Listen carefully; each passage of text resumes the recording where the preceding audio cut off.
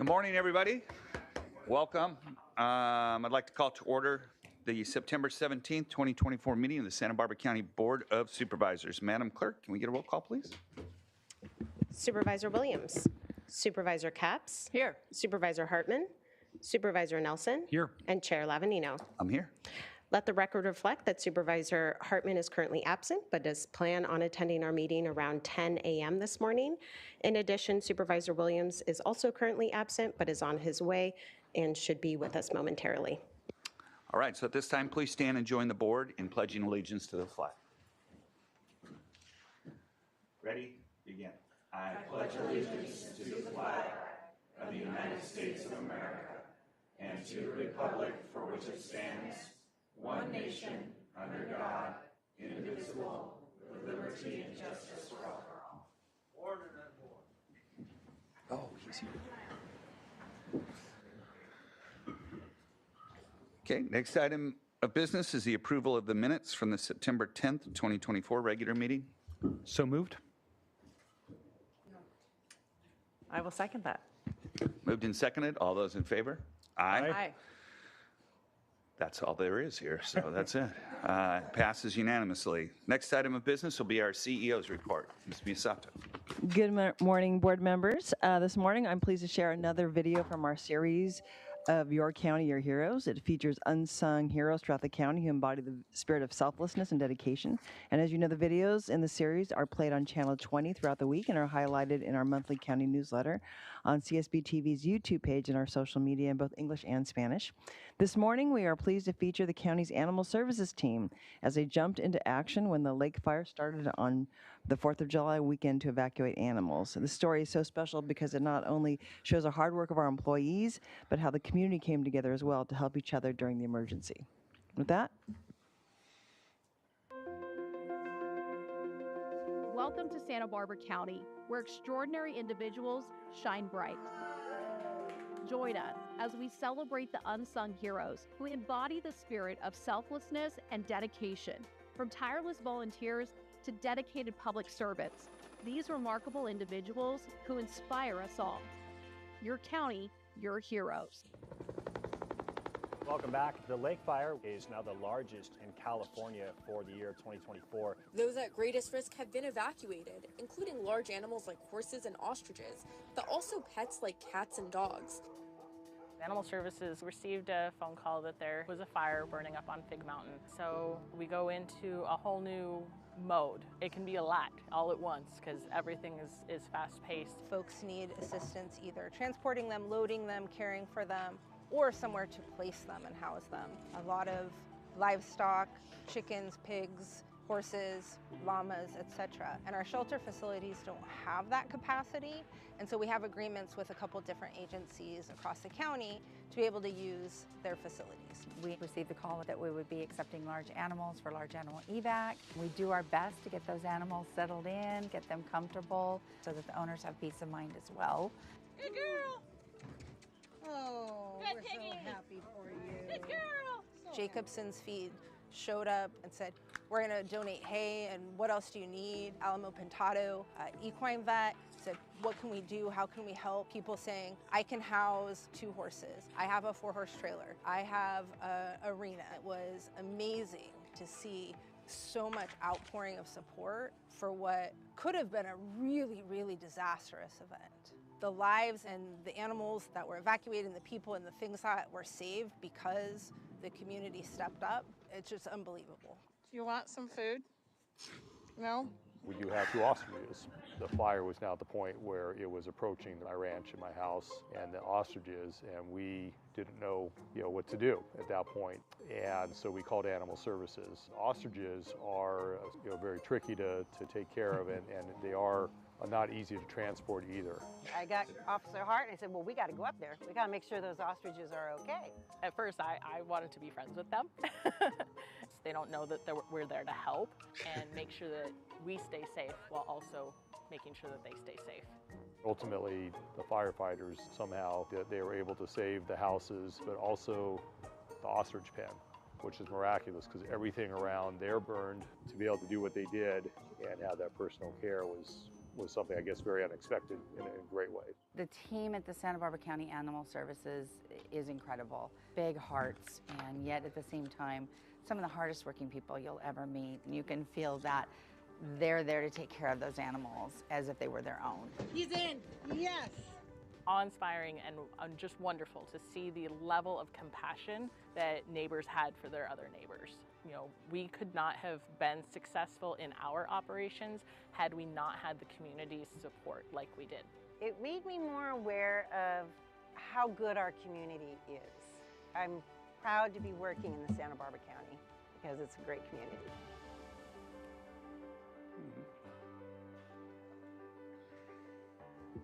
Our animal services team is here today. Would you stand up so you could be recognized?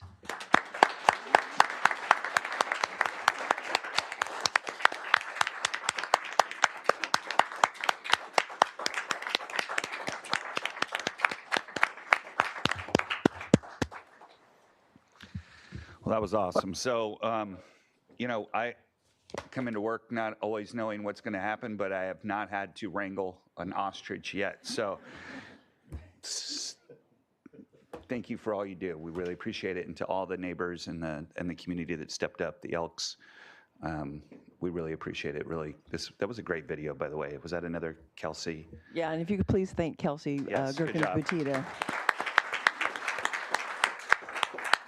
Great job. All right, so Madam Clerk, are there any announcements or changes to our agenda today? Oh, was that the end of the CEO's report? I'm sorry. Okay, all right, sorry. Do not cut off the CEO. Chair Levanino and members of the board, yes, I just have one quick announcement this morning to remind the public of how to participate in our board meetings. For the Board of Supervisors' methods of public participation and to provide public comment on general public comment or an item on the board's agenda, please see page 2 of our agenda. Individuals that would like to provide verbal public comment may do so via Zoom by registering in advance via the link available on page 2. If you have any questions, please contact the clerk of the board's office at area code 805-568-2240. Again, that number is 805-568-2240. And that concludes my announcements for today. Okay, thank you very much. Next item of business, the administrative agenda. Would any board members like to pull any items from the A agenda? Supervisor Nelson? Yes, I would like to pull 12, 15, 17, and 21. Okay. Any others? Good. Okay. Yeah, that was plenty. So then we can go back to the 4/5. Okay, so I'd like to, Madam Clerk, would any members of the public like to pull any items on the administrative agenda? Chair Levanino and members of the board, we have one request from the public to speak on administrative item number 21. Okay, excellent. So I'll now entertain a motion to approve the balance of the administrative agenda except for 12, 15, 17, and 21. So moved. Second. Moved and seconded. All those in favor? Aye. Aye. Any opposed? Abstentions? Passes unanimously. Next item business will be the resolutions to be presented. We'll come back to those other items in just a moment. But first, we have resolution number 1, administrative item number 1. Madam Clerk. Chair Levanino and members of the board, administrative item number 1 is sponsored by Supervisor Nelson. It is to adopt a resolution of commendation honoring Commander Ed Olsen upon his retirement from the District Attorney's Office after over 6 years of faithful and distinguished service to the citizens of Santa Barbara County. And joining us in person today, we have Ed Olsen and our District Attorney, John Savernock.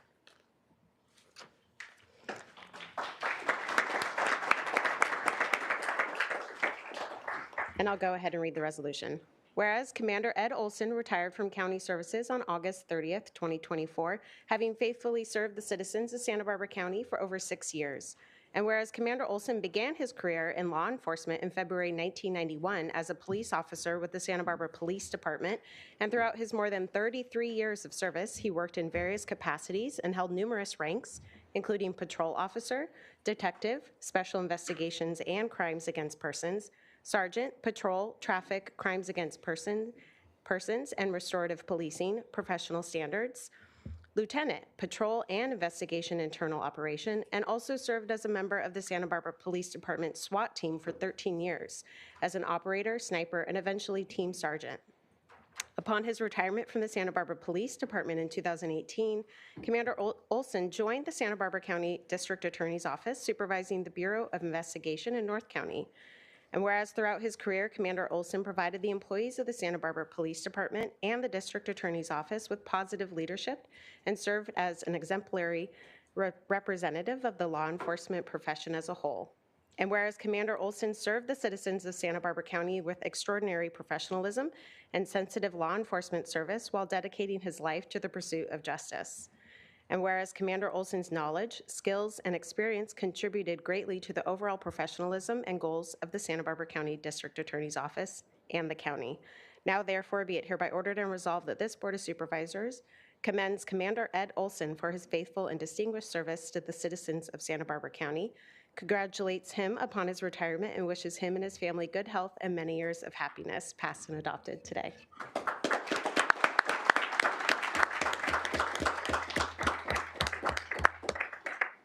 Chair Levanino, members of the board, I won't go over Ed's incredibly distinguished law enforcement career. We simply don't have enough time for that today. What I want to talk about is what he meant to the county and the district attorney's office. Ed exemplifies the values that we as a district attorney's office and we as a county seek to portray to the public. Excellent service, caring about the mission of the organization, and caring about the employees that work for us. Ed was a demanding supervisor only because what he did and what the DA's office does every day is so important to public safety, to victims. But his demands were always done in a supportive way. He built up the people he supervised instead of tearing them down. Mistakes, while inevitable, were always seen as opportunities to correct and for opportunities for somebody to grow. What we're hoping as a county to create a work environment that people want to come.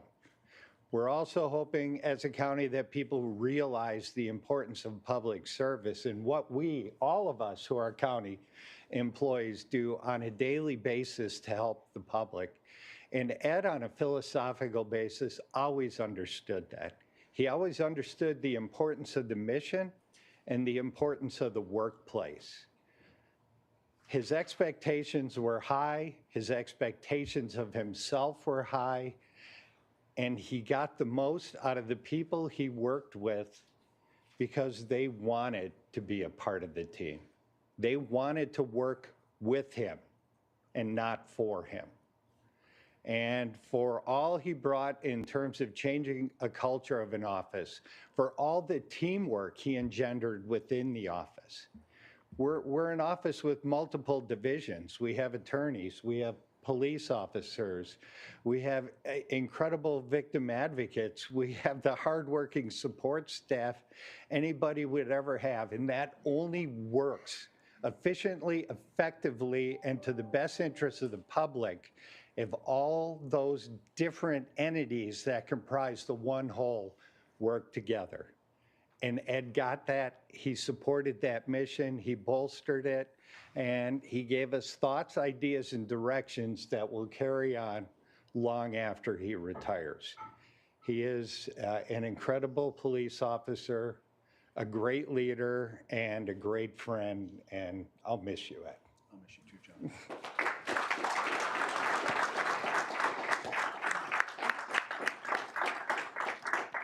Thank you, Chair and Board of Supervisors. Thank you, Supervisor Nelson, for supporting the proclamation.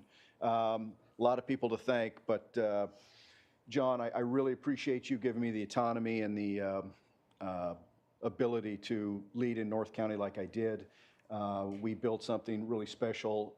I really appreciate the team that worked with me and worked side by side with me. They're an incredible group of people that really are committed to the well-being of the community. Just like in the video, the lady said that we're so proud to be a part of this county because it really does matter to be in the service of others. And nobody I need to thank more than my wife, who for 34 years has been there sleepless nights, and capable of running the household when crisis occurs, and we were called upon to help for the greater good. So thank you, everybody. Thank you to my wife. Thank you.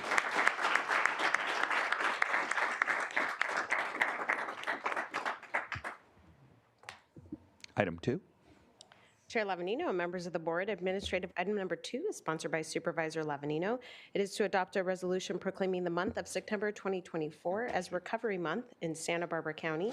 And joining us in person today, we have Amy Lopez and the Be Well community-based programs. And I will go ahead and read the resolution into the record. Whereas the Santa Barbara County Behavioral Wellness Department provides, in partnership with community-based organizations, a continuum of care which includes the prevention, intervention, treatment, and recovery from mental health and substance use challenges, promoting the message that behavioral health is essential to overall wellness.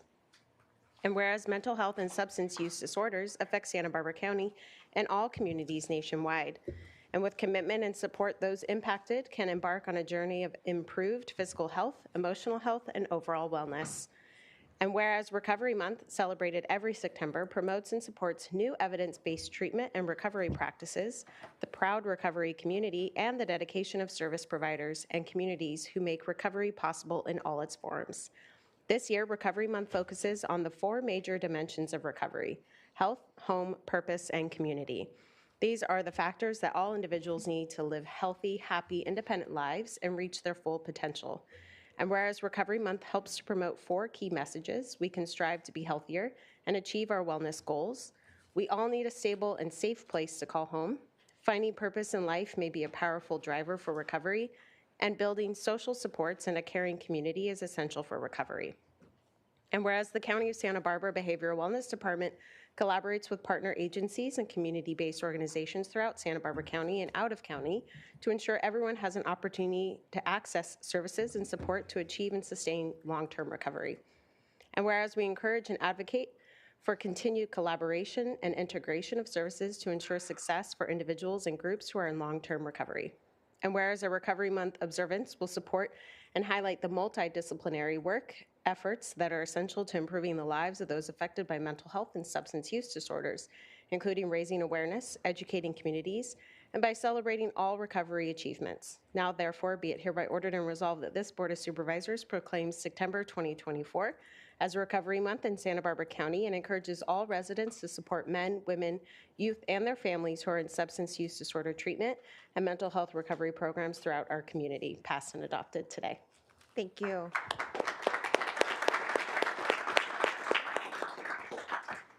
Chair Lavanino and board members, thank you so much for your continued support.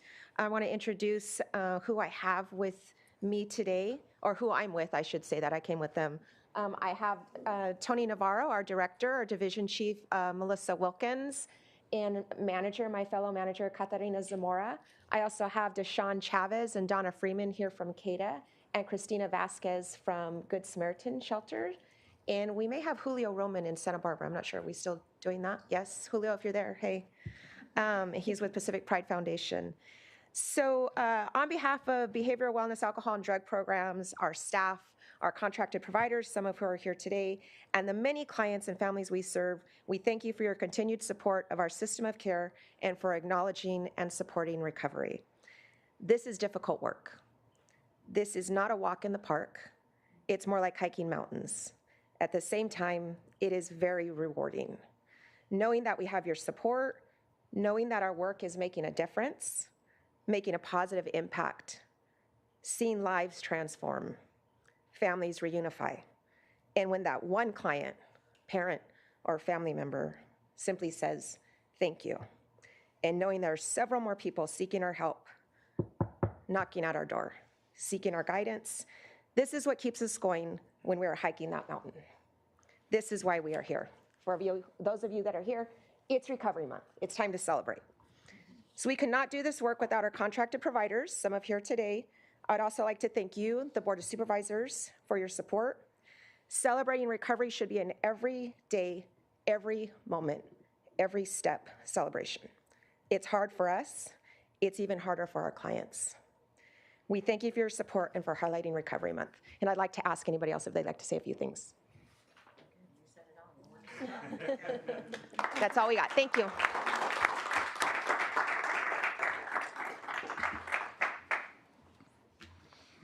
Awesome. Let's go to administrative item number 3. Chair Lavanino and members of the board, administrative item number 3 is sponsored by Supervisor Lavanino.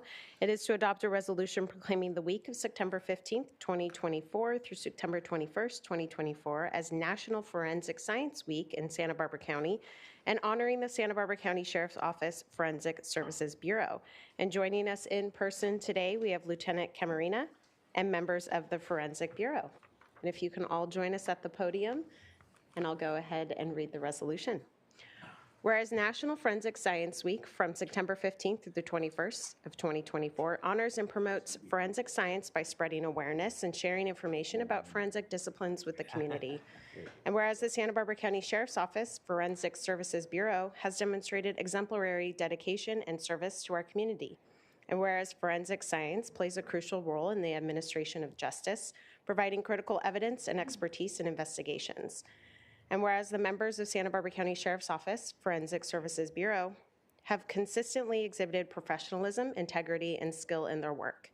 And whereas Forensic Science Week provides an opportunity to recognize and celebrate the contributions of forensic professionals nationwide. Now, therefore, it is hereby ordered and resolved that this Board of Supervisors of Santa Barbara County hereby honors and recognizes the Santa Barbara County Sheriff's Office Forensic Services Bureau for their outstanding contributions to public safety and the pursuit of justice. Passed and adopted today.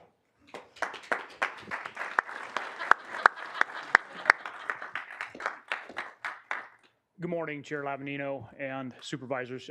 Just want to give you a quick thank you for recognizing these incredibly important professionals within your Sheriff's Office organization. They play a very important role in providing our communities with effective public safety. From the very onset of the investigation of a crime, they are responding out, they are evaluating and documenting our crime scenes, they are processing the evidence, packaging the evidence, and then they take it back to the lab and continue its examination and evaluation. And they work incredibly closely with our criminal investigators in that successful prosecution. Again, they are providing our community with an incredibly important service, and for that, we're very thankful, and we appreciate the recognition of their professionalism. So, thank you.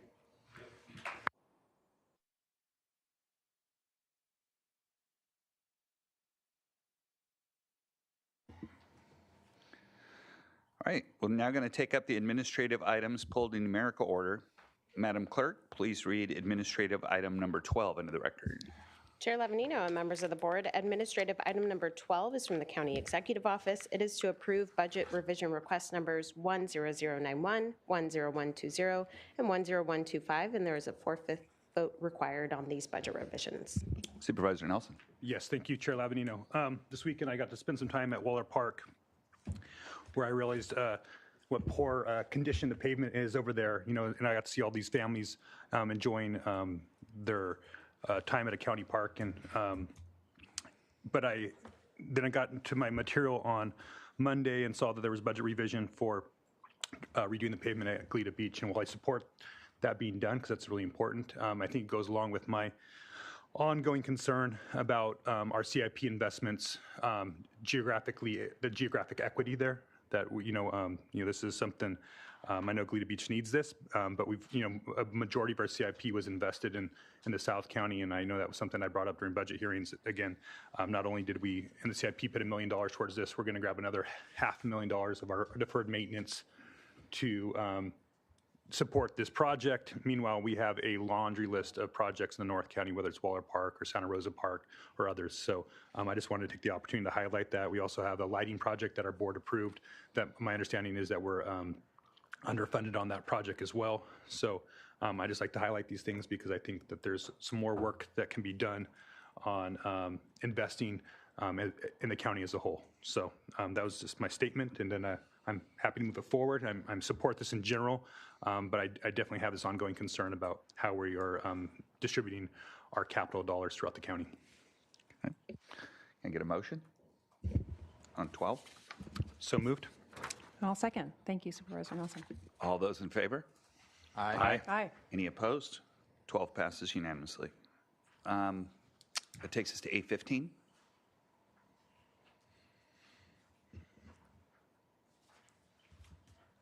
Chair Lavanino and members of the board, administrative item number 15 is from the General Services Department. It is to consider recommendations regarding the City of Santa Barbara City County Memorandum of Understanding, MOU, to support the administration of county-funded parking permits within the city public parking facilities number 6 and number 7, pursuant to a state-mandated obligation to provide 81 parking spaces for the Superior Court of California, and this is in the 1st District. Supervisor Nelson? Yes, thank you, Chair Lavanino. Is General Service Director Kirk Lagwist here? Had a question for him.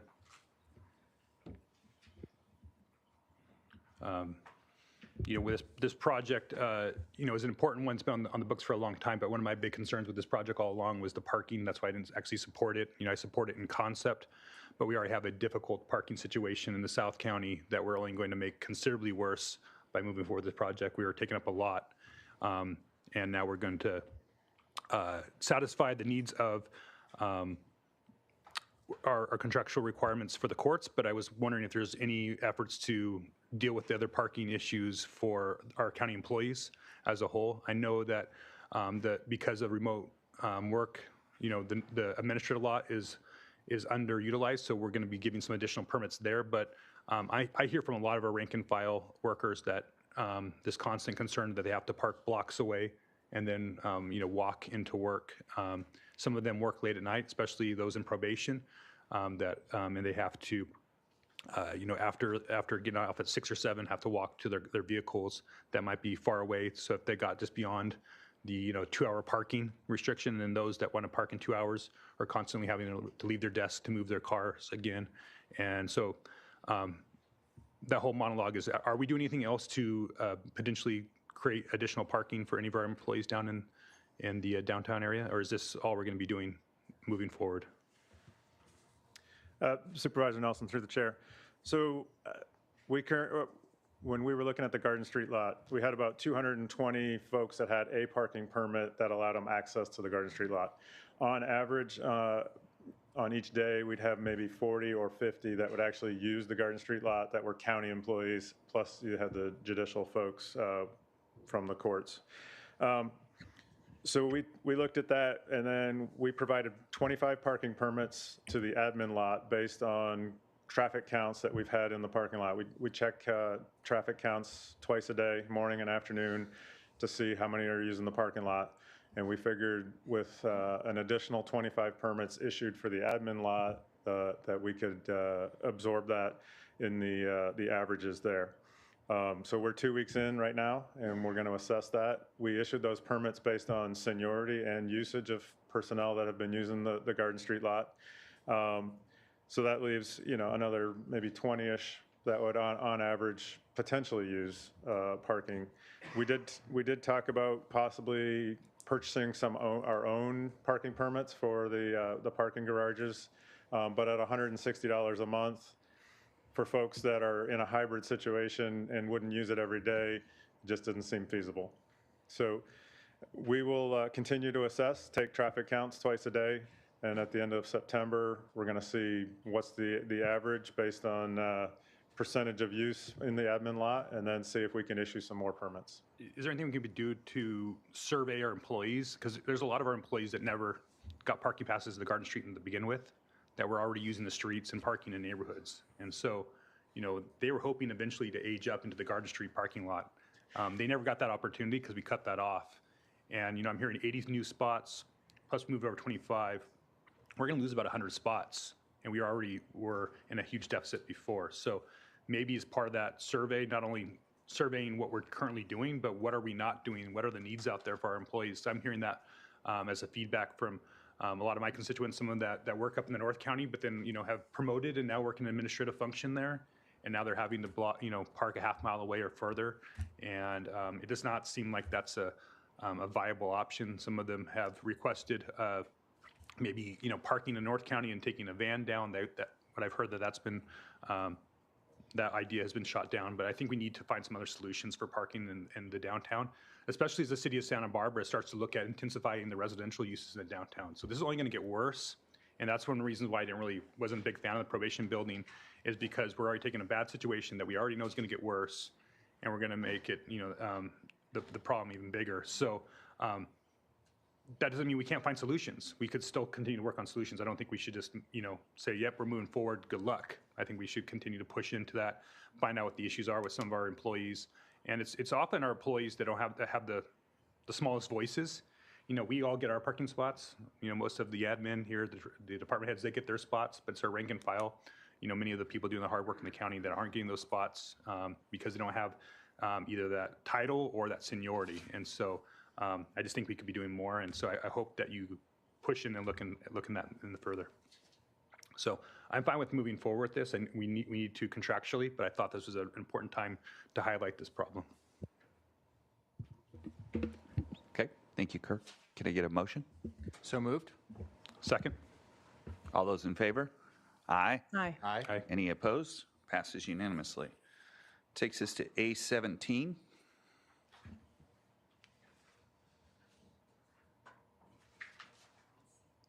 Chair Lavanino and members of the board, administrative item number 17 is from the General Services Department, is to consider recommendations regarding an agreement for services of independent contractor ASIC for inspector of record for the probation headquarters building project number 19014.3, and this is in the 1st District. And then you need to talk to Kirk again on here, this one. So Director Lagerquist.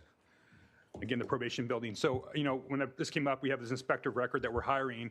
It made me think about, what are we doing? Are we also going through our planning process as well, where, the same project goes through plan check and then has inspectors during all parts of the phases of construction like the private sector does? And so I think I know the answer on that this is kind of a substitute for doing that.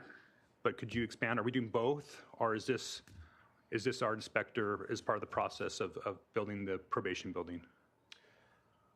Supervisor Nelson, through the chair. So this inspector of record, so this is a comprehensive inspection throughout the project. And we've done this on any of our large construction projects. So Northern Branch Jail had an IOR contract as well. And their primary purpose is to ensure quality, timeliness, and cost effectiveness throughout the project. So they do special testing, daily quality, whereas planning and development is their inspectors focus more on code compliance, building, including zoning, building codes, environmental regulations, and adherence to land use with CEQA. So again, it's quality, daily, what's being put into the ground, concrete testing, making sure everything's going to code as well. But P&D is more of the final. So is P&D going to come over and make sure code compliance is that probation is going to abide by code compliance? Or are we using this inspector to satisfy the code compliance needs of this project? P&D will eventually come out when we do like final occupancy. And they'll, throughout the construction, if we call on them to come out and look at it. If we did, but are they going to be coming out like a normal project? P&D will come out there when you pour the footings or before you put the drywall up to make sure the electrical's done. Is that part of this process, or does P&D end up doing that with a county project, or are we able to hire a third party like this inspector in lieu of going through the P&D process? Sorry, very low chair. So typically we only inspect buildings that we have permitted. Mm-hmm. So the practice at the county has been for general services projects that they self-certify and do their own inspections. And that's a process that many jurisdictions take advantage of. They don't run through their own building permit process. Sure. So they're hiring a third party essentially to do that for them, right? Correct. And they're still having to abide by the code? Correct. Okay. So there's an ability in the state building code to hire a third party versus having a local jurisdiction permit a process or to inspect a process. There's the ability for the county not to have to run through their own building permit process. Mm-hmm. And so then they have to self-certify through the county architect, and then they run their own code compliance. So that's Yes, That would be the process. that's the process, Okay. yeah. And the advantage of that is that we have a third party where if something goes wrong, we might be able to, they're bonded and, they have some kind of accountability. Correct. If we, in the inspection process, when it goes to the county process, if we miss something, there's no benefit to they can't sue us if we miss something on the code inspection, Yeah. right? We don't sue ourselves, yeah. Yeah, right. Well, I mean, but the public can't sue us Right. if we miss Oh, something correct. on that, right? Yeah. Meanwhile, in this case, we have somebody we can fall back on in the future. And the reason why, and I think this is a good model, and I just want to highlight it just because I know we have some challenges in the building department, that there may be another pathway that still satisfies the the building code that may not have to go through the county building process. Maybe we can allow other projects to get through in a timely manner to maybe take advantage of the same options that we take for ourselves. So again, I just wanted to highlight that again as an issue that I think that we should be looking at as we're trying to become more business friendly. And maybe that people have a choice to go either way. So that was kind of what I wanted to highlight with this item. So I'm fine with moving forward with the contract, but I wanted to have some of those questions answered. Thank you. All right, thank you very much. Can I get a motion on 17? So moved. And I'll second. Moved and seconded. All those in favor? Aye. Any Aye. opposed? Passes unanimously. Okay, so A21 we are going to trail. However, I understand that there is a public comment on A21. So what we want to do is go ahead, read it into the record. We'll accept the public comment, and then we're going to trail it until Supervisor Hartman arrives. So let's go to 21, please. Chair Lavanino and members of the board, administrative item number 21 is from the Public Works Department. It is to consider recommendations regarding the Tahiga Sanitary Landfill Groundwater Protection System Phase IVA fiscal year 2024 through 2025 and 2025 through 2026, county project number 828985, and this is in the 3rd district. There's also a 4/5 vote required on this item, and we have one request to speak from the public, and that's Jason Papich. Jason?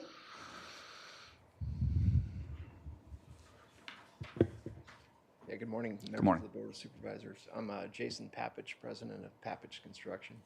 And our firm submitted a bid for the Tahigas 4A landfill cell, agenda item A21. Our firm formally protested the award to Suka Construction, which staff is recommending award to today. I can understand the desire to award the bid to the lowest price bidder.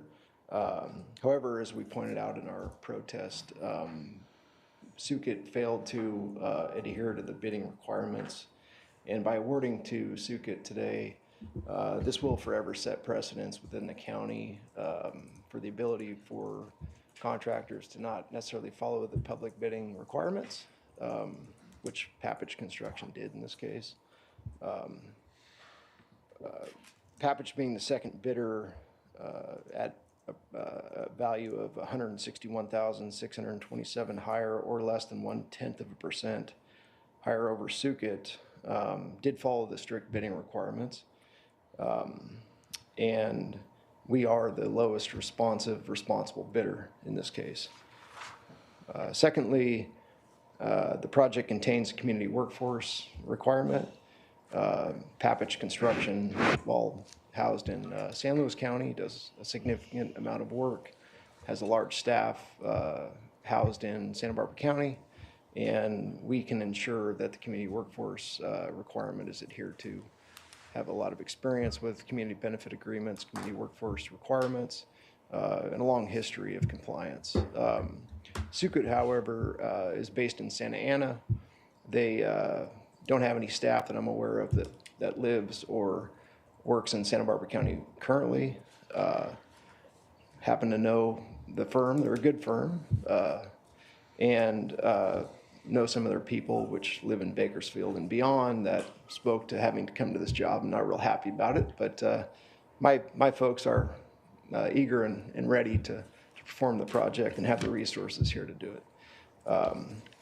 So today I encourage the board to reject Sukit's bid, awarding the bid to the lowest responsible contractor, Papich Construction, and who will adhere to all the requirements of the contract and ensure timely completion of the critical infrastructure for the county. Papich Construction completed the last adjacent phase in 2014 to 4A.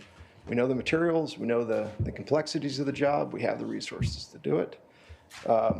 And there was a lot of attorney letters that went back and forth. The facts are pretty clear, pretty easy to digest, but there's a lot of details within it. So if there's any questions about those details, if you need any further information that you weren't able to digest, I'm here to answer any questions today. Well, thank you for being here, Supervisor Nelson. Yes, thank you. Thank you, Jason. And just for ex parte disclosure, I've talked to Jason quite a bit about this contract to this point. I've gotten to know Jason over the years. Many of his employees are constituents of my district and Supervisor Lavanino. So Papich Construction is a well-known entity. This was actually rebid, right? So the first time it was out for bid, you guys actually were the high bidder, is that right? We were the second bidder. Second bidder. Sukit was the higher bidder. Right. Yes. So, but you were the low bidder, but then there was another one that was not responsible and that was thrown out, and you guys were the original. We were actually provided a contract, which we signed. Then Sukit protested us. In the second position, it was decided by the county that in the best interest of everybody to rebid it. Okay. That was financially proved to be a good approach to take. We all sharpened our pencil, I'll say, and came in a fair amount lower than the first round. Unfortunately, Sukit just didn't follow all of the bidding requirements in the subcontractor listing, and within that, it leaves the county some pretty large exposure for bid shopping and potential claims. And like I spoke to earlier, precedent setting that I don't think the county necessarily wants. And I want it on the record mostly because if I ever make that mistake, and it could give us an advantage in the future, I want to make sure this is on the record. Okay. Thank you, Mr. Papich. I actually have some questions for Public Works, if that's okay. Okay. You want to? Yeah, this is kind of strange because I don't know how we want to break this up. And I'm sorry that, we don't have all of our board members here, but we definitely wanted to wait until we had a full board. She might be here in 10 or 15 minutes. So I think what I'd rather do is we'll go to public comment, and then at that point, because we do have 11 speakers, it's going to be a good half hour. And then maybe by that time, Supervisor Hartman will be here, and then we'll be able to discuss it and ask all of our questions. Sorry about that. Okay, thank you.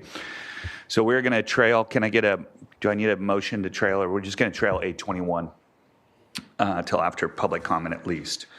Now it takes us to public comment. Now it's the time for members of the public to speak on items that are not on today's agenda. Madam Clerk, are there any requests to speak on general public comment?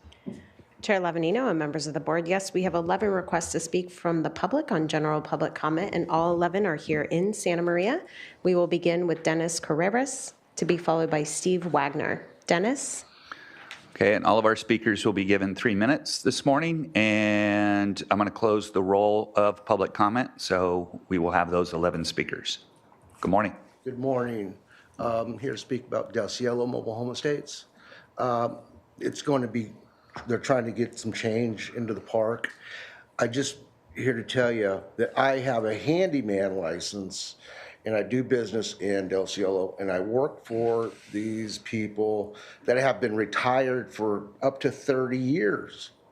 There's not much money that they can do for maintenance on their places. If it's a water spigot, irrigation, a faucet, a garbage disposal. So any increase or any change that's going to happen to the park, it's going to affect a lot of people. These people have been retired for many years. There's a fixed income. They get by, and I don't charge like the other guy. I don't have any overhead. I have a liability insurance and I have a license. But I make an exception for a lot of them. And my wife works at Home Depot. She's got 30 years. So when there's a sale on faucets that are getting marked down, I don't go buy one. I buy 5 or 6. And to replace a water faucet for $30, they can afford it. Otherwise, they don't have it, or they go without it until they have to save. So I see it firsthand. Just, we all have grandparents, or some of us have grandparents, aunts, uncles. They're on fixed incomes. We all know. So any change to the park, it's going to hurt a lot of these nice people. So that's all I got. Okay? Thank you very much for being here. Thank you.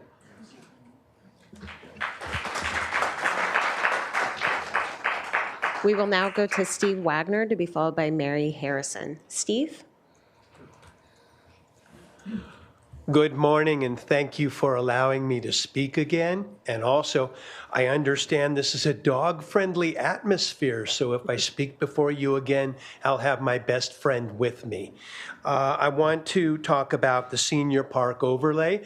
I'd like to also add on to what Dennis said, which is money is not very prevalent in these parks. And what you'll hear today from speakers coming are two areas. One, protecting the lifestyle of the senior parks, which are under attack from what some people are calling predatory management companies going in, changing the ages of the park. And I'm going to speak about the darker issues, which is sales interference. They interfere with the sale of an heir, or someone who just doesn't want to be in a park, which is all age.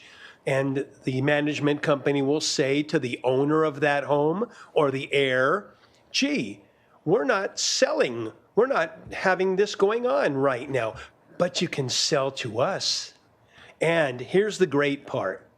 You guys have a mobile home, a rent control ordinance affecting mobile homes, because you know that mobile homes, you just can't pick up a mobile home and move it when you feel like you're not in a good situation.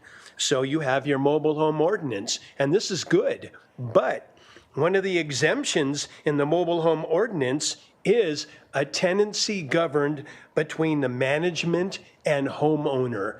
They don't get the mobile home rent ordinance protection. They can charge whatever they want. Also, if you do get that senior park overlay, you're going to be joining the communities of the city of Yucaipa, San Juan Capistrano, Huntington Beach, Petaluma, Cocatee, Thousand Oaks, and Ventura County, just to the south. And if this does pass in the future, it will let us look at the city of Santa Maria and say, guys, you got to help our sister parks up there now. Look at what the county of Santa Barbara has done. Can't you do the same? Well, that's basically everything I got. Let me see. Oh, one other thing. Managers aren't in the park. Emergency personnel aren't in the park. The managers of Del Cielo are 15 minutes away, and they also manage another park in Cambria, 50 miles away. So that's what these folks do. And I guess that's my time, so thanks again. Thank you. We will now go to Mary Harrison to be followed by Chuck Williams. Mary?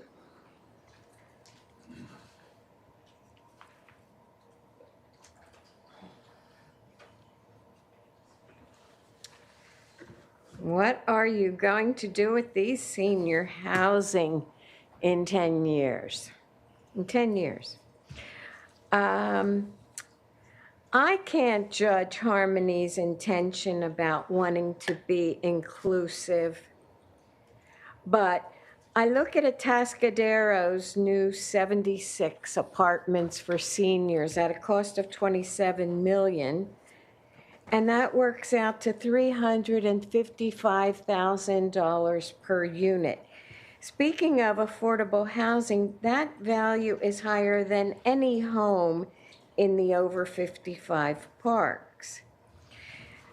With Social Security heading to insolvency in the next 10 years, it is predicted that there will be a 17 to 25% cut in individual payout.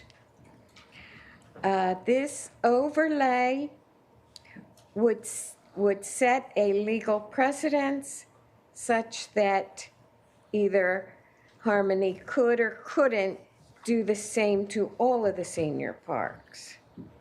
I am fascinated by neighbors who have brought their parents out of Merrill Gardens because mom or dad, they're living past life expectancy. By 10 years, some by 20, and their assets are dwindling. And it becomes a very affordable option to keep mom and dad happy. I have a next door neighbor who just brought a mother up from Laguna Beach. There are seniors who admirably have cared for special needs children through the years, and they are safe and secure in a senior environment. Also, there are people who are legally blind, but because they have enough sense of light, darkness, shadowing, they can live in these settings. So I am concerned for the Gen Xers, the millennials who are aged 30 to 45, and the Gen Zs who are under 30, because what are we doing to our children? They already have a $35 trillion national debt, and that's 12 zeros after the 35. I hope you will explain before you vote for Harmony how you're going to handle senior housing in the future. Thank you so much. We will now go to Chuck Williams to be followed by Sherry Foster. Chuck? Good morning, Chuck Williams from Old Town Orchid, and I'm here representing New California State today. And this is Reorganized California, the State of California Insurrection Against the United States Constitution. People of California are suffering from a tyrannical state government which fails to provide a Republican form of governance, enables and supports across the southern border the invasion of the United States of America by illegal foreign nationals, and protects vicious criminals who commit outrageous acts of violence upon the citizens of America, all caused by a government of and for a monoparty system led by a tyrannical dictator, Gavin Newsom, who openly defies federal law. California monoparty political machine is socialist governor along with communist state legislatures, socialist elected officials, agencies, and unelected regional governance boards are colluding to create a communist California state in the direct violation of both Article 4, Section 4, Article 6 of the United States Constitution. The state of California is moving at breakneck speed towards the ultimate communist state. The California 1850 Compact Constitution was legislatively replaced in 1879 by the Progressive Constitution.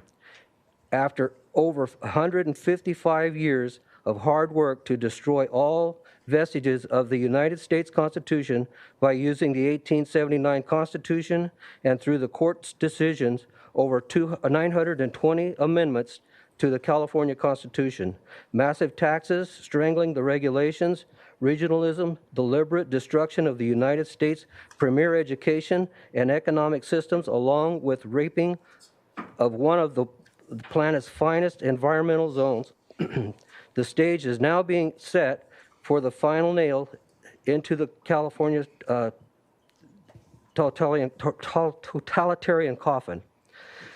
Since the mid-1990s, California has been a monoparty system. Over the years, the noose around the state's Republican form of government has been tightened with bogus constitutional amendments that include redistricting congressional and state seats and restoring to political party killings an amendment Proposition 14 that allows the two top vote-getting candidates from the state's primary to move into the general election regardless of party affiliation.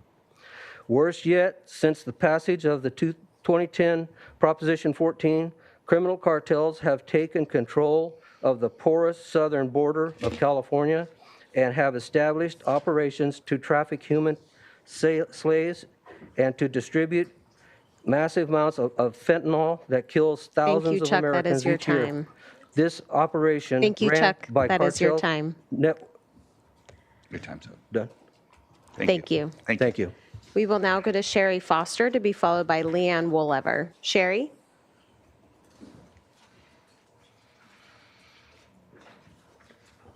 Good morning, Chairman Lavanino and board members. This is a continuation of the California Republic Reorganized State of California Ordinance 2401, the State of California Insurrection Against the United States Constitution.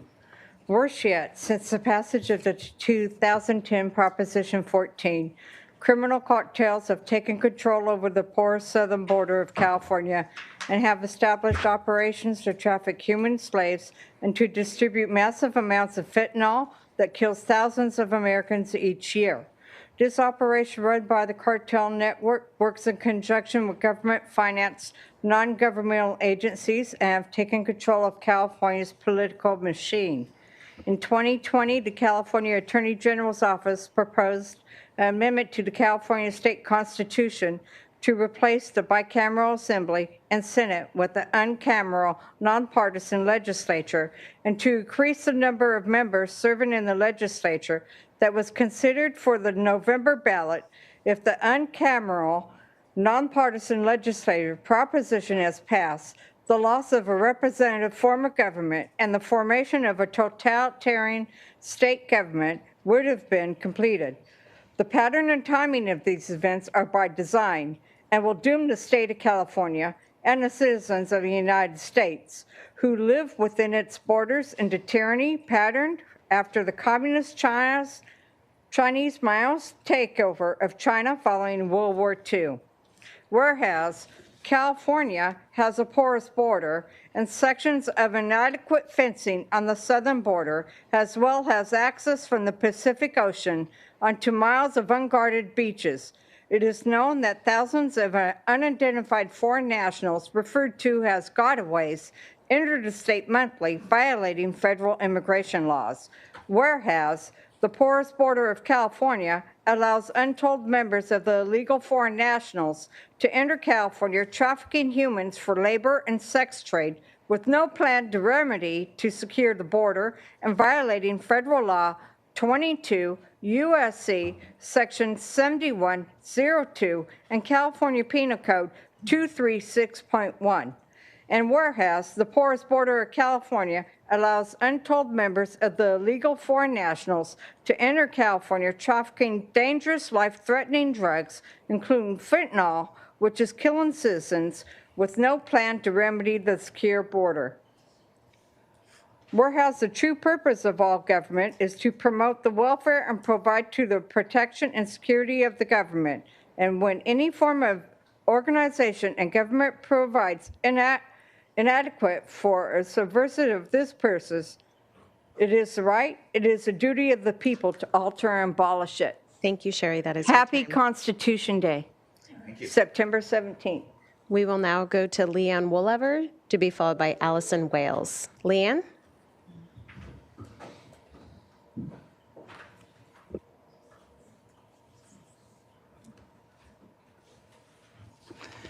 Good morning. My name's Leanne Woolever, and good morning to everybody. I'm doing a continuation of Reorganized State of California Ordinance 2401.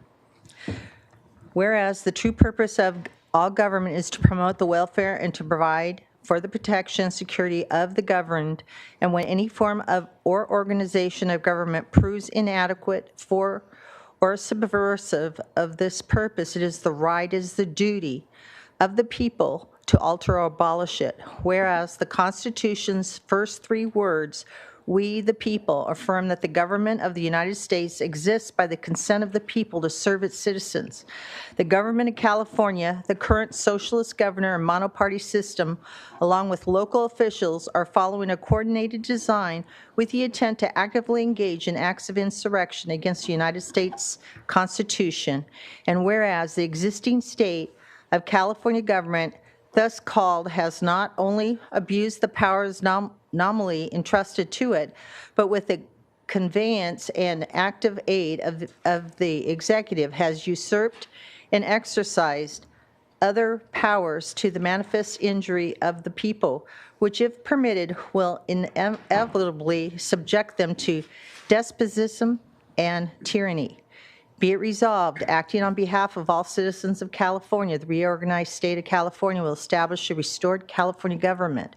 The reorganized California government will consist of an executive branch, judicial branch, and bicameral legislative branch of government.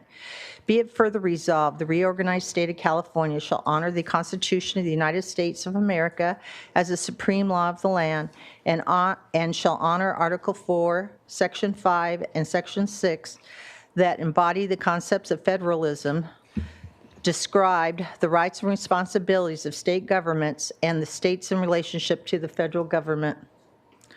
Therefore, be it resolved, the reorganized state of California shall ensure law enforcement enforce and the courts prosecute those engaged in modern-day slavery according to federal law 22 U.S.C. Section 7102 and California Penal Code Section 236. I thus protect the rights of the people under Article 4, Section 4 of the United States Constitution that guarantees to every state in the Union a Republican form of government, and to protect each one of them against invasion and on the application of the legislature or the executive when the legislature cannot be convened against domestic violence in accordance with our compact secured by the California statehood of September 19, 1850. Today is Constitution Day, September 17th, and I wanted everybody to know that it is Constitution Week also, and I'm reading this really quickly. Thank you, Leanne. That is all your right. time. Thank you.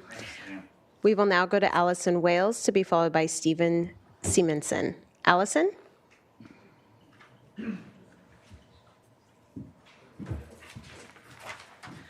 Good morning. I'm here not as a commissioner, but representing the League of Women Voters, because actually, if you happen to hear today is National Voter Registration Day.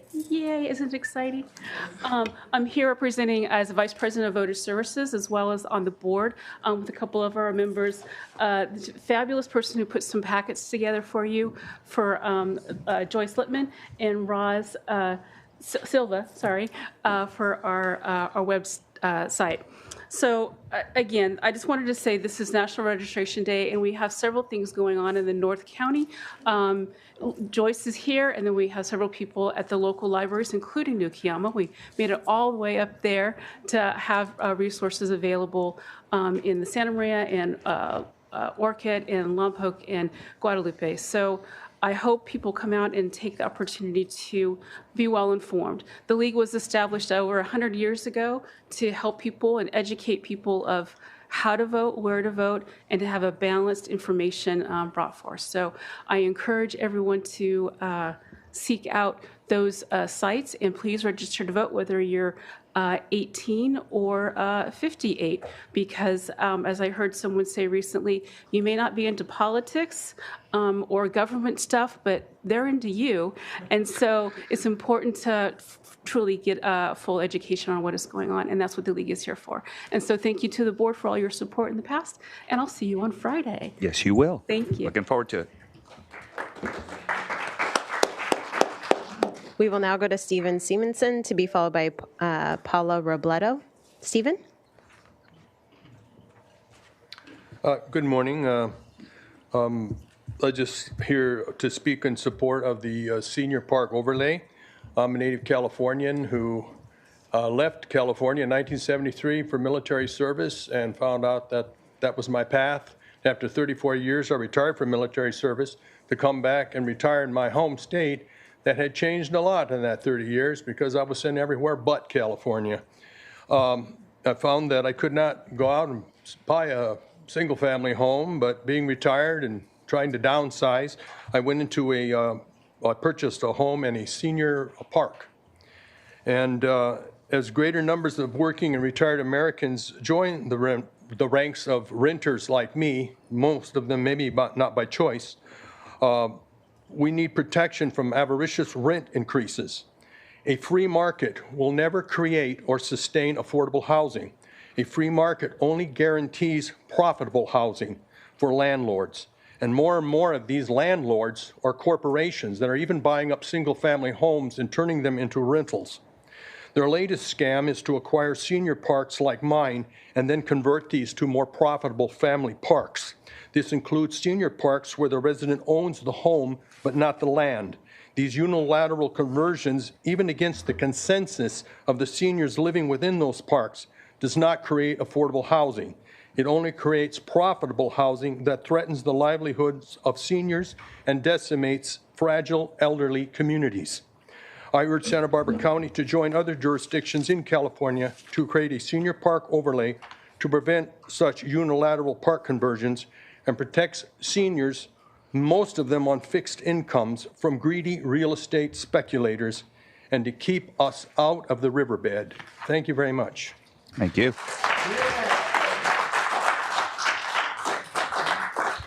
We will now go to Paula Robledo to be followed by Chris Sielatka. Paula?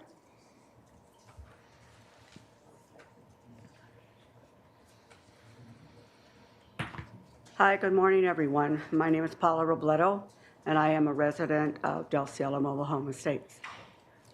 I am here this morning, along with many of my other residents, to talk a little bit about Harmony Communities. Many of you may already know this information, many of you may not, but I thought I'd read it aloud because sometimes hearing things out in voice versus just reading it has a bigger impact. These two statements that I'm about to read were made by Harmony, published in a public forum articles. One, quote, "At Harmony Communities, we do not believe in housing discrimination.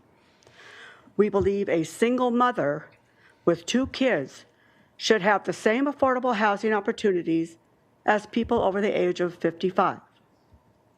We believe our community is well suited to accommodate struggling families, and this change will help open housing opportunities for all and in a non-discriminatory manner." The next statement was made by Nick Ubaldi, who is an employee of Harmony.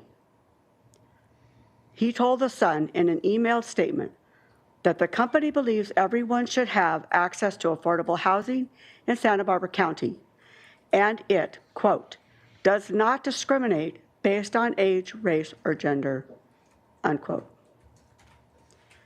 My opinion, speaking for myself, is that these statements clearly speak to the discriminatory mindset of Harmony and all its associates towards seniors.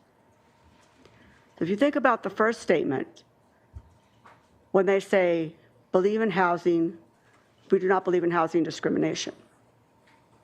By the mere fact that they have made a practice of buying and taking over senior parks for no other purpose other than to convert them into all-age parks, that act in itself is discriminatory against the seniors who live within those communities.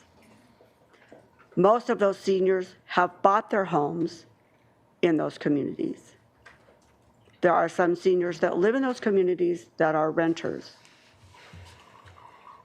So my opinion is that if Harmony continues this path as they have in many parks across California, much to the destruction of those senior communities, putting seniors out of their homes, putting them in vulnerable situations, and making it so that their livelihood becomes financially unaffordable because of the rent increases that Harmony will impose. Thank you, Paula. That is your time. Okay, thank you. We will now go to Chris Sielatka to be followed by Gary Hall. Good morning. I'm here today to tell the story of my experience with Harmony Communities. I inherited a mobile home in Del Cielo Mobile Estates after my mother's passing earlier this year. The early stages of sorting out the estate were moving along smoothly until Harmony took control of the park. We held our estate sale, and when I reached out about selling the mobile home, I was asked a bunch of questions regarding the will, mortgage company, title, etc. and was informed that Harmony would be interested in purchasing the mobile home. They stated the intent of purchasing the home would be to get the rent up where it should be. I left the conversation feeling confident that they would be helpful and they might even purchase the home. However, this is when these predators began stalking their prey. A few days later, I received a certified letter stating I can only sell the home as an off-premise sale, which renders it near valueless, or my option would be to sell it to Harmony. This whole process led us to several months of extra expenses, including lawyer fees, rent, utilities, and mortgage. This has cost our family a ton of time and money. Finally, an offer comes through from Harmony, which I anticipated being as we discussed in our phone conversation.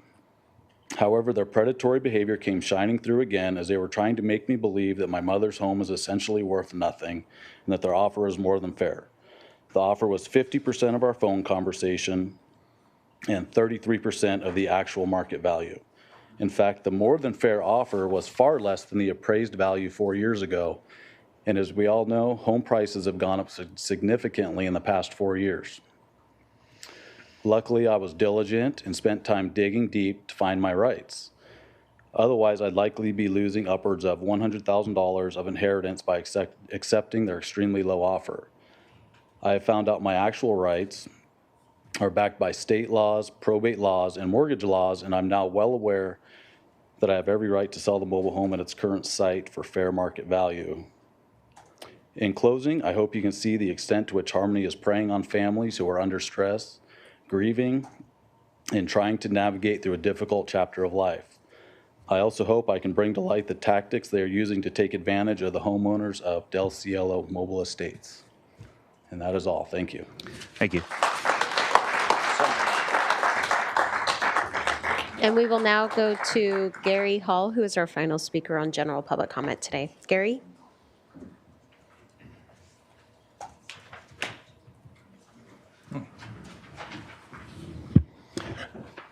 Good morning. Good morning. My name is Gary Hall. I'm a senior retiree and a resident of Rancho Buena Vista Mobile Estates, a seniors mobile home park located in Santa Maria. Like the residents of Del Cielo, I specifically bought my home in Rancho Buena Vista because it's a seniors park, knowing my neighbors would also be seniors. The park is designed to be a seniors community, not a family or all-age community park. The amenities are designed for seniors. As soon as possible. No, I'm sorry. We're actually talking about your mobile home meeting and trying to get it squared away, but go ahead. I'm sorry. No, it's all right. I want to hear from you. You're going to. The traffic is limited and the streets are mostly quiet and a good place for a senior to take a leisurely stroll. I remain appalled to think that a greedy senior mobile home park owner would even consider converting senior mobile home parks. We must stop this grievous, selfish act. I have not yet read or heard, this is back to you guys, of your plans to put this issue on a meeting agenda. Therefore, I am again asking the County of Santa Barbara to initiate a moratorium on converting any senior mobile home park to an all-age park until the senior mobile home park overlay can be enacted. This will resolve the immediate needs of Del Cielo residents and prevent a similar occurrence at the many senior parks in unincorporated Santa Barbara County. We can only hope that jurisdictions like Santa Maria will follow suit. Thank you. Thank you, Mr. Hall. So we do have docketed for October 1st in a meeting on mobile home parks discussion, and we were kind of trying to just figure out the best way to handle that, but it sounds like October 1st would be the time to do it. There was some concern. Go ahead. Just for the members, and we've heard your concerns. Our staff has been working to try to put something before our board. Right now, we're tentatively planned for October 1st, but I know that there might be some flexibility in that if we move at the next meeting, but we have to work with our staff. But we will have some announcement at some future meetings, so you'll know. So just to clarify, I just want to make sure. So it'd be either October 1st or October 8th. Is that correct? Okay, so we'll let you know. October 1st would be sooner, but that would be in Santa Barbara. But there are also mobile home parks in Santa Barbara that are affected. Or it would be October 8th, which would be back here in Santa Maria. So we're going to figure that out, and we'll make sure we get that information out as soon as we know. And even if it's in Santa Barbara, you would still be able to come here to Santa Maria and give testimony and be able to hear everything that's going on down there. Okay? Okay, so that closes out public comment. Chair Lavanino? Yes, sir. Do you mind if I just make a absolutely. quick statement, but just want to make sure, thank the Del Cielo residents for coming to speak. Currently, our office is conducting a survey of all Del Cielo residents on whether they wanted to convert to a senior park or not. There was a contention made by the Harmony that many of them this may be a vocal minority. So our office is conducting that survey, and we should have those results here in about a week. So just wanted to thank the Del Cielo group for stopping by and having their voices heard today at today's meeting. Thank you. Okay. Thank you very much. That takes us to our departmental agenda. She's not here yet, so we're going to continue on with D1. And while staff is coming up, Madam Clerk, can you please read it in, and then we'll call for ex parte. Chair Lavanino and members of the board, departmental item number 1 is from the Planning and Development Department. It is a hearing to consider recommendations regarding the Arctic Cold Extensive Processing Use, General Plan Amendment, Revised Development Plan, Conditional Use Permit, and Tentative Parcel Map, case numbers 22 GPA 6, 22 CUP 21, 23 RVP 24, and 23 TPM 2, and this is in the 4th District. And before we proceed to ex parte, we do have one item that was received afternoon prior to today's hearing to be voted into the record to be accepted, and that is the presentation from Urban Planning Concepts, the applicant on this project, received by the clerk of the board on Friday, September 13th at 12:02 p.m. Okay, Supervisor Nelson? Yes, thank you, Chair Lavanino. I have extensive ex parte on this item. We want to vote in or vote out the UPC. Let's go ahead and vote in the presentation. We want to hear from the applicant. Motion to accept that. Second. Seconded. All those in favor? Aye. Aye. Any opposed? Abstentions? Passes unanimously. We'll consider that part of the record. So, Supervisor Nelson, you want to start with ex parte? Yeah, if I could. Thank you very much, Chair Lavanino. A lot of ex parte. It's the biggest project in county history, I believe, at half a million square feet. But I've had extensive conversations with the applicant, Tim Dayton, and the agent, David Swink, since 2020, before I was even supervisor when I was staff. Most of those conversations were about process, including that the bifurcated process they would go through for approval put the project at risk. Because they would be getting the building approved before they got the use approved. Also talked to Mr. Osuna, the engineer for the project applicant, about some of the traffic concerns in the area. As we're going to go over, Betteravia is a 2-lane road, and a lot of traffic will be going to this project. I did a tour once it was built with Tim Dayton and Ventura County Supervisor Matt LaVerve. Once the structure was built, I got to tour the facility. I've heard from the neighbors, Jim Rice from Central City Cooling, and Cameron Anderson, concerns about the existing traffic concerns already at Rosemary and Betteravia, about the existing conditions, and then also what this project may mean to future traffic issues there. Also heard from Mark Teixeira about concerns about the drainage in front of the facility and how that might impact neighboring properties in storm events. Heard from Greg France about concerns about PG&E getting them hooked up in time, because there were some concerns there, but also about the need for this facility for the Santa Maria Valley as an outlet for much of the product. Heard from Glenn Battles, concerned about power lines coming into the project, and I think we work with PG&E to resolve some of those issues. Also heard from Frank and Patty Maldonado, who are the current owners of the property underneath where it's at, and their attorney Ty Green, about whether the track map, the parcel map, had to be moved forward with the project, or those could be separate, and as well as how soon we potentially would hear this hearing. There's some concerns about their agricultural uses while this, before we get that the map recorded. Also yesterday, I talked to Scott Snell from ATE, which is the traffic engineer. I asked him a question about the traffic study and whether the guard shacks or the gates were considered as part of the traffic study, and they were not, which are part of the built environment, which is part of some of the concerns on the traffic. So want to put all that out there on the record that these are the various conversations that I had, and we'll go into some of the deliberations that we have today. Any other ex parte? Just had a conversation last week with the applicant, my chief of staff, and asked some questions about energy-saving devices. Okay. I met with Greg France to discuss PG&E and getting them motivated to get moving out in that direction. Also met with Frank Maldonado, just in terms of scheduling this hearing and how we could move forward to get this item heard, but not on the merits or of the facility. So with ex parte done, that takes us to our staff presentation.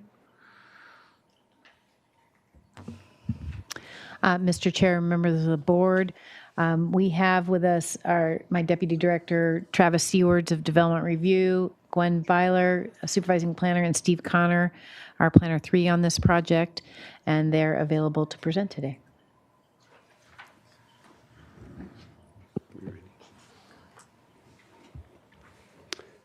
Good morning, Chair Labanino and members of the board. I'm Steve Connor, and I'll be presenting the Arctic Cold Extensive Agricultural Processing Use Project, which includes a general plan amendment, revised development plan, conditional use permit, and tentative parcel map.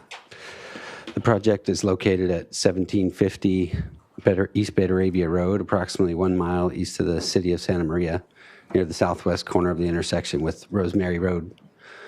As discussed in the next slide, the proposed project includes a general plan amendment to allow an extensive agricultural processing use within the previously approved Arctic Cold facility, which is currently under construction. The previous facility approval included a certified EIR, and all impacts for the proposed extensive processing use were analyzed, and the mitigation monitoring and reporting program was incorporated into the project conditions of approval.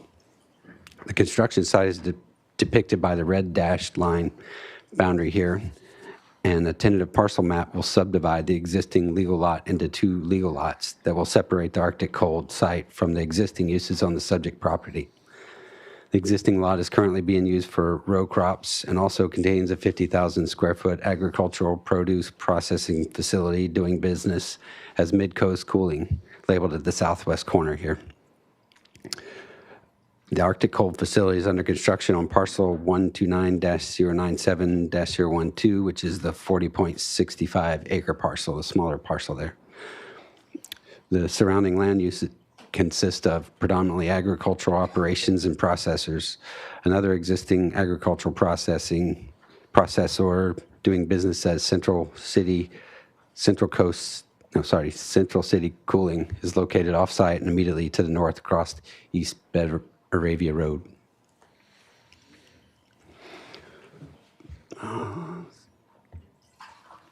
As mentioned in the previous slide, the request before your board is for a general plan amendment, conditional use permit, development plan revision, and tentative parcel map for the proposed use. The general plan amendment will amend the Comp 6 map of the comprehensive plan land use element to add the agricultural industry overlay to proposed Lot 1. The overlay, in addition to the conditional use permit, is required for the proposed extensive agricultural processing of agricultural products. The proposed extensive processing includes milling or pureeing, juicing, and pasteurization of products from the raw state and incorporating additives such as sugar to the finished product. The development plan revision is also required for the proposed extensive processing use, in addition to a request for construction of a new 35-foot tall flagpole at the western driveway entrance to the facility. As mentioned in the previous slide, the tentative parcel map will separate the Arctic Cold site from existing uses and provide a fee title separation of ownership that matches the existing configuration of the 2 assessors' parcels. The processing facility is currently under construction, and this photo was taken looking directly from the existing road that extends south from Rosemary Road to Mid-Coast Cooling. Here's a closer view of the entrance gate at the northwest corner of the facility as viewed from the western access driveway on Betaravia.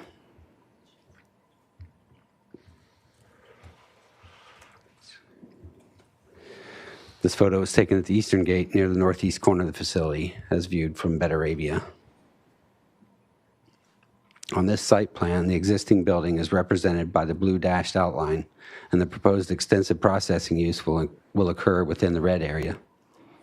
As mentioned previously, the project is designed to meet all standard flood control requirements and incorporates an on-site retention basin shown along the west side to withstand all runoff impacts from a 100-year flood.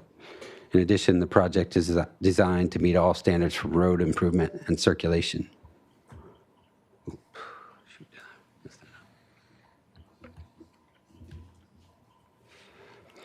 Staff has added clarifying language to the conditions of approval in order to ensure project compliance with respect to traffic and drainage conditions. The traffic demand management plan was revised under conditions 6 and 7 to add traffic counts and reporting over the course of 5 years, starting with the final building inspection clearance. Corrective actions may be required if the traffic counts exceed the projected average daily trips for the project. A new condition was added to require drainage channel maintenance and potential replacement of the drainage system should off-site flooding occur as a result of failure to maintain the drainage channel. The proposed project will allow an extensive agricultural processing use within a previously approved facility. The extensive processing use was contemplated in the EIR, so there will be no new environmental impacts, nor will the impacts be more intense than those analyzed in the EIR. The project is consistent with the policies of the comprehensive plan, and it also complies with Chapter 35 of the County Land Use Development Code, including standards that apply specifically to agricultural processing facilities. In summary, staff recommends that you make the required findings for approval, including included in attachment 1, determine that the EIR addendum is adequate, adopt the resolution, and approve the project subject to the conditions included as attachments 2.1 through 2.3. This concludes staff presentation. Staff from P&D, Public Works, and the applicant team are available to answer any questions. Thank you.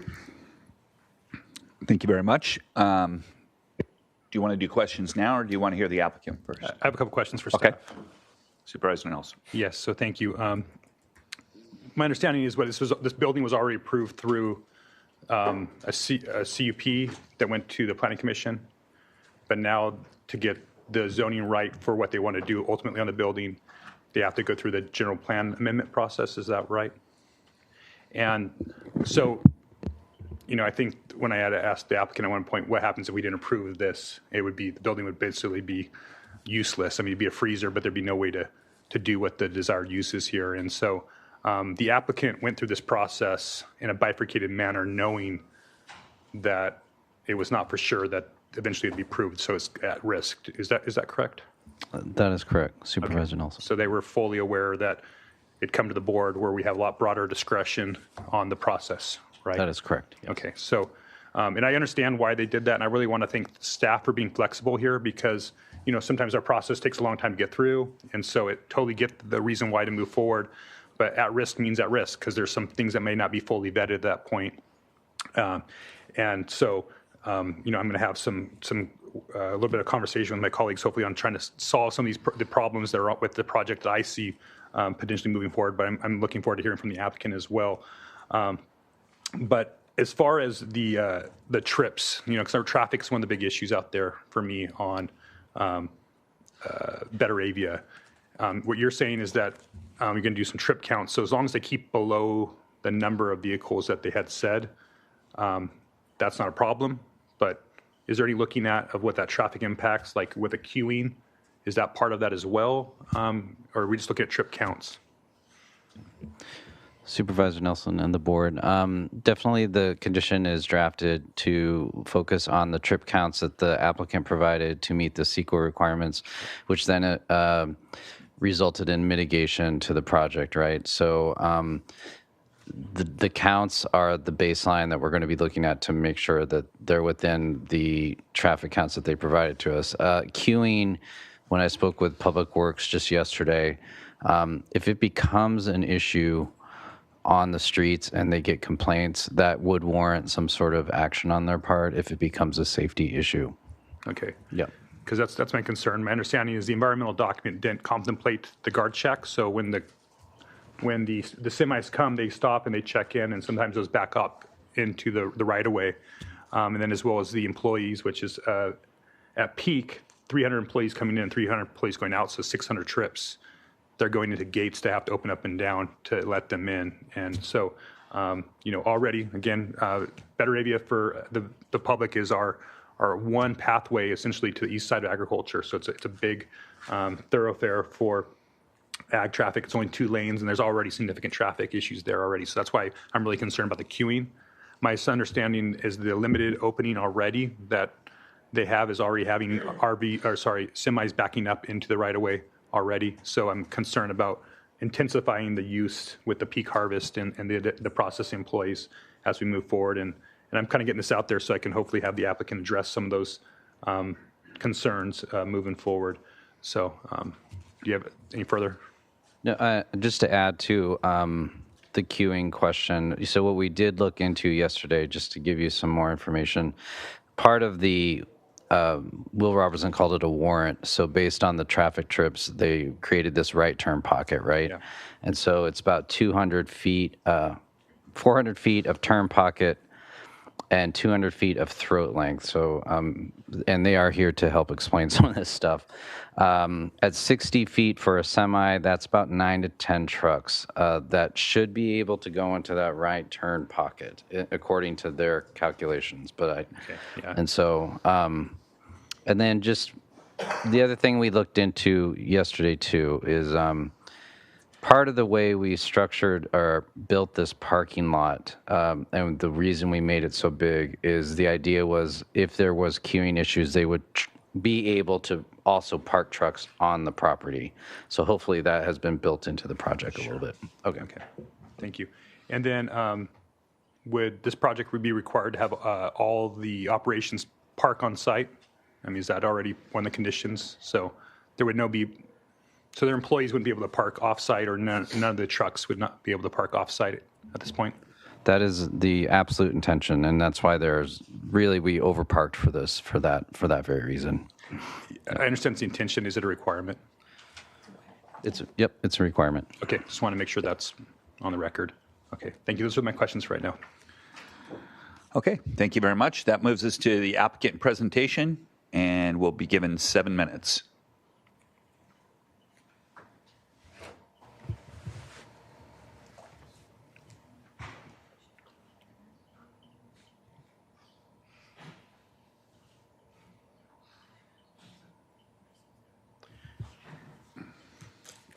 Good morning, Chair Lavanito, members of the board. David Swank with Urban Planning Concepts, here to present the Arctic Cold Storage Facility project. I also have here Mark Lloyd, who is the surveyor, if you have questions on the parcel map. And I also have representatives from Fisher Construction Group, if you have any questions on any of the operational aspects of the project. As Steve had mentioned, this is the location of the project. It's currently under construction. I'll pass this over for expediency to come to this slide here. So this project, as Supervisor Nelson had mentioned, this is probably the largest facility in Santa Barbara County. I would actually call this project kind of unique in terms of the cooperation and partnership between the county staff and also the applicant to make this work. And through Supervisor Nelson's office, we had a lot of support for this project. This project is a major benefit to our area farmers. It provides a lot of benefit. It provides a lot more access of our local produce to actually, because of the nature of this project, it's a cold storage facility. It's not a processor. This literally can help bring products from Santa Maria of our berry markets that actually can go worldwide because of the nature of the project.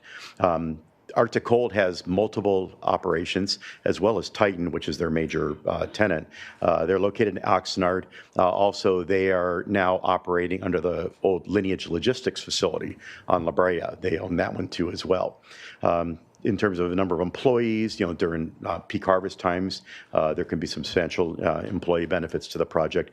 Also, there's significant sales, and as I mentioned, this project brings our area farmers access to regional, national, international markets, and also they have major national clients, including Smucker, Sunkist, Pick Sweet. A lot of the major agriculture users utilize this facility. As Stephen mentioned, the project is under construction. Actually, they are very close to occupancy on this building. I think they have just one or two other minor items, and they can explain exactly where they are into that process, but they are very close to occupancy that's on the building. And the issue that came up here, and I can explain how we got here and why we're here today, which is really the core question. So as we were going through the process, this project, the puree production, which is really what we're talking about here. So what is occurring here, Titan Foods, one of the customers they have, they create purees for jams, jellies like Smucker's, and that requires chemical reactions. It requires heating for pasteurization, which is required by national FDA standards. So as we were going through, this was always part of the project description. It was evaluated in the EIR. It's an internal use that Titan does as one of the uses that they do in terms of the processing of this product. And then as we are very late into the process, as we're investigating, it's kind of, I think, the first of its kind in Santa Barbara County. They do it in Santa Maria, but not in Santa Barbara County. The question of processing, and it turned that in the Ag 2 zone, if you're doing something that's pasteurizing, it's considered intensive agriculture, and you need the general plan amendment be placed on it. And again, this was very late in the process. And as we all know, in the agricultural industry, everything is based on harvest schedules, everything is on contracts, futures in terms of estimating, and that's what the farmers depend on. So going through then and basically putting a halt to the project and going through the process of adding the ag industry overlay, which I think everybody agrees that that's beneficial, to the project, it could place harm on those, which would place harm on our farmers. So the decision was made, and staff supported it, that we would temporarily remove that processing, which is one use in this building. I mean, the building's still going to be valuable. We're still doing cold storage. We're still freezing our agricultural products. But we have this one use, which is integral to Titan's business model that they have to have. But it was decided to take that off to allow the project to be approved to commence construction. And then while it's under construction, we would process the ag overlay. Now, we do understand there is a risk that's involved in that, but because of the nature of the time they have to have this building operating for our farmers, we had to go this route. We really had no other choice. But as I mentioned, this use was evaluated in the EIR. It's an internal use. There's no increase in impacts. One of the questions that Supervisor Williams had, is this increase energy use? No, because it was already evaluated. This project, this is a green project where solar, everything else that we're doing on there. We had a staff recommendation approval. For this general plan amendment, your planning commission did a unanimous recommendation of approval, actually commending the project. So I think everybody agrees that it's something that I think is very important to our farmers. It will only make this project site, this facility, more profitable, better for our farmers, better for the county, better for revenues. So, we do agree, we apply with all the applicable policies. As the staff has said, it's consistent with the general plan to be able to do this. And now that we understand we have to do this with these kind of facilities, as hopefully more will come in, we know we'll do this as part of the normal process. And also, all the impacts have been mitigated. We agree with the revisions to the conditions of approval because we're very confident we're going to meet them because they do this on multiple other projects, so they know their actual process. The staff recommends approval, and we request that you would approve this general plan amendment so that they can continue the use. So that ends my presentation. I know Supervisor Nelson had questions on the operational, and I have the folks from Fisher here that can answer any questions that you have on the facility. Okay, thank you very much. Supervisor Nelson. Yes, thank you, Chair Lavanino. You said you guys are getting close to occupancy, so there's not occupancy yet on that property? That's correct. Okay, so I'm confused because it seems like it's operating out there. So are you guys operating without an occupancy permit? Chair Lavanino, Supervisor Nelson, I'll have the folks come up here because they can explain exactly what's going on in it. Okay. Supervisor Nelson, the board, Juan Ozuna, Fisher Construction. So yeah, currently we're going through all our final inspections. We've got all our fire and life safety, all our building inspections, final inspections are complete. Those have been complete since April. So currently it is going through continued testing and commissioning on the facility. We are down to just a permit compliance sign off for some overflow parking striping. And that will be our final sign off that will initiate everything for a full certificate of occupancy. We've had the temporary certificate of occupancy since April. Okay. Yeah, that's all building, fire and life safety signed off, complete building inspection. So it's been operational since April? Going through testing and commissioning. Startup. Yeah, Startup. no enhanced processing that are associated with this. You guys are bringing the product into the freezer and have employees and semis coming in now with product? Going through all the testing and commissioning of the equipment. Okay. For operations, yes. All right. It seems to just as an observer that it's a bit active, just like any of our coolers at this point. So I guess that's a concern of mine. If this is just what commissioning looks like, and we're already having semis that are backing up onto Better Avian and impeding traffic, I'm concerned about when it fully is operational then. So if it's not, doesn't have the occupancy yet, and we're just commissioning, and it's already impacting traffic. I've talked to Titan, which is operating the main gates where there's majority of the traffic, and we've discussed this with them, and they do plan to open the gates and do the queuing inside. They've got 2 lanes, one for employees and one for all trucks, and so I do believe it's going to be an operational procedure where they'll set up a standard operating procedure to ensure that they don't back up into Better Avia and impact that eastbound lane. And your agent was saying that that this was the processing piece is just an extra part of it, but it is an essential part of this project, right? Without this, it's really not. Right. The building has any value. From Titan's business model, they have a freezing process and then this enhanced processing. So there's 2 sections of the processor. So I'd say it's half of the processor. And the processing is the one that has all the impacts as far as staff, like it's like a factory, right? We have a lot of employees there to operate the processing of the product. The hot products is actually very automated. So it's really not many more employees that come in. It's the freezing, sorting, and that piece that goes through the freeze tunnels and straight into the freezer. That's the high labor activity. Okay. Thank you. Mm-hmm. Mr. Chair and Supervisor Nelson, to add into this conversation about the activities at the facility, we are currently looking into what is occurring at the facility to ensure that it is in compliance with our permit requirements. And if I could, there was another condition that's been added about the drainage feature, the ditch that's in front of the project. That's been a concern for many in the agricultural community about these now driveways that are potentially impeding the flow of water, whether it's storm water or whether that's water that comes off the fields. There's a condition in there that you guys will need to maintain that. Again, you guys have built it out. That's a completed feature already, right? Correct. Yeah. Okay, so it's not being maintained now. I drove by it yesterday, and there's significant vegetation in there, which ends up holding sediment, which causes the issues that we're concerned about. Again, these are all things that are early on in the process that are making me nervous. Because once this is built and moving on, and it's kind of our board's last opportunity to try to make sure that the project complies with the neighboring community, and so.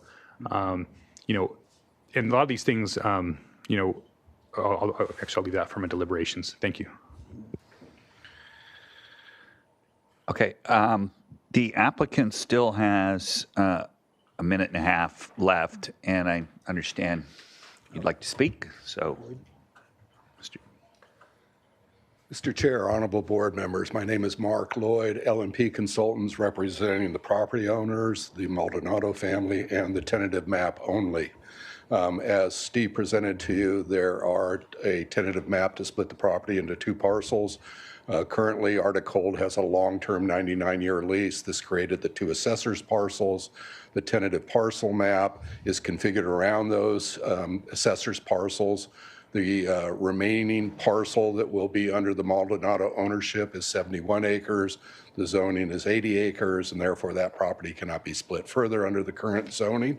I would ask that the board adopt the staff recommendations for approval of the tentative parcel map at a minimum so that the Maldonado family can move on from these proceedings. And I'm here to answer any questions that you may have. And lastly, I'd like to thank the planning staff's excellent work, particularly Gwen and Steve. We're very responsive, and again, thank them for their efforts. Here to answer any questions you may have in regards to the tentative map. Okay. Don't see any, but they might pop up. Thank you. Thank you. Okay, that takes us to public comment. Madam Clerk, are there any requests to speak from the public on this matter? Chair Lavanino, members of the board, we have no requests to speak from the public on this item. Okay, I'll bring it back to the board for deliberation. Supervisor Nelson. Yes, thank you, Chair Lavanino. In hindsight, I do wish this project would have come together because I think we may have done some things differently.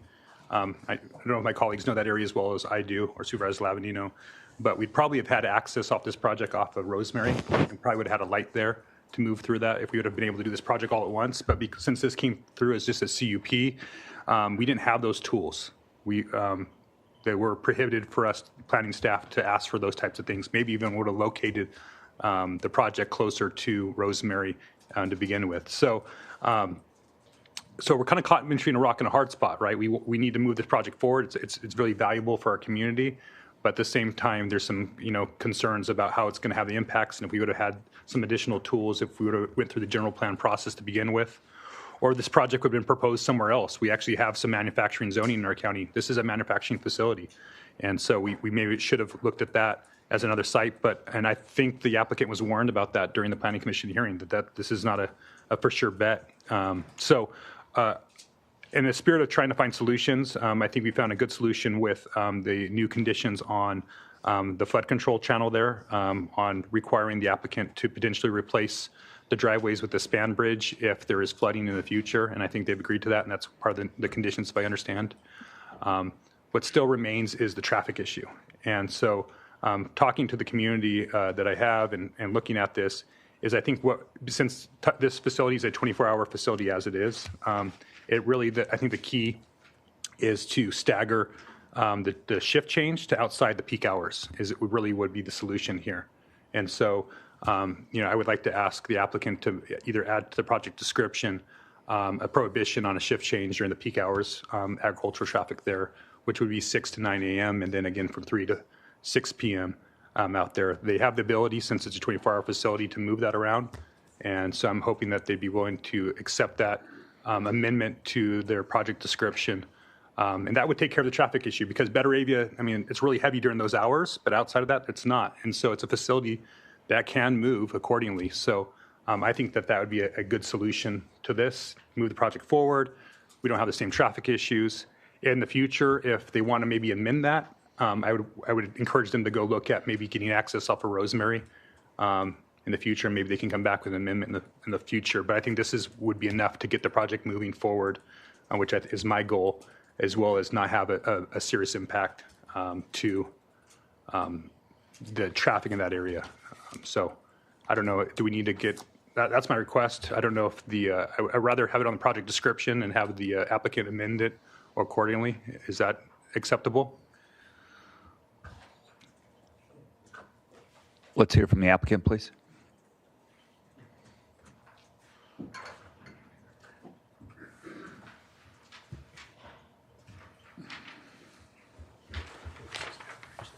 Okay.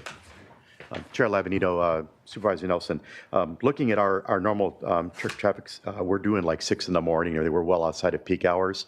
So they're very flexible in terms of the time. So I don't find that an issue. So 6 a.m. is peak for ag. So that's why it's a concern. So I want to move them to outside the 6 to 9 window for their shift change, so that doesn't impede the other ag traffic that's happening in the valley.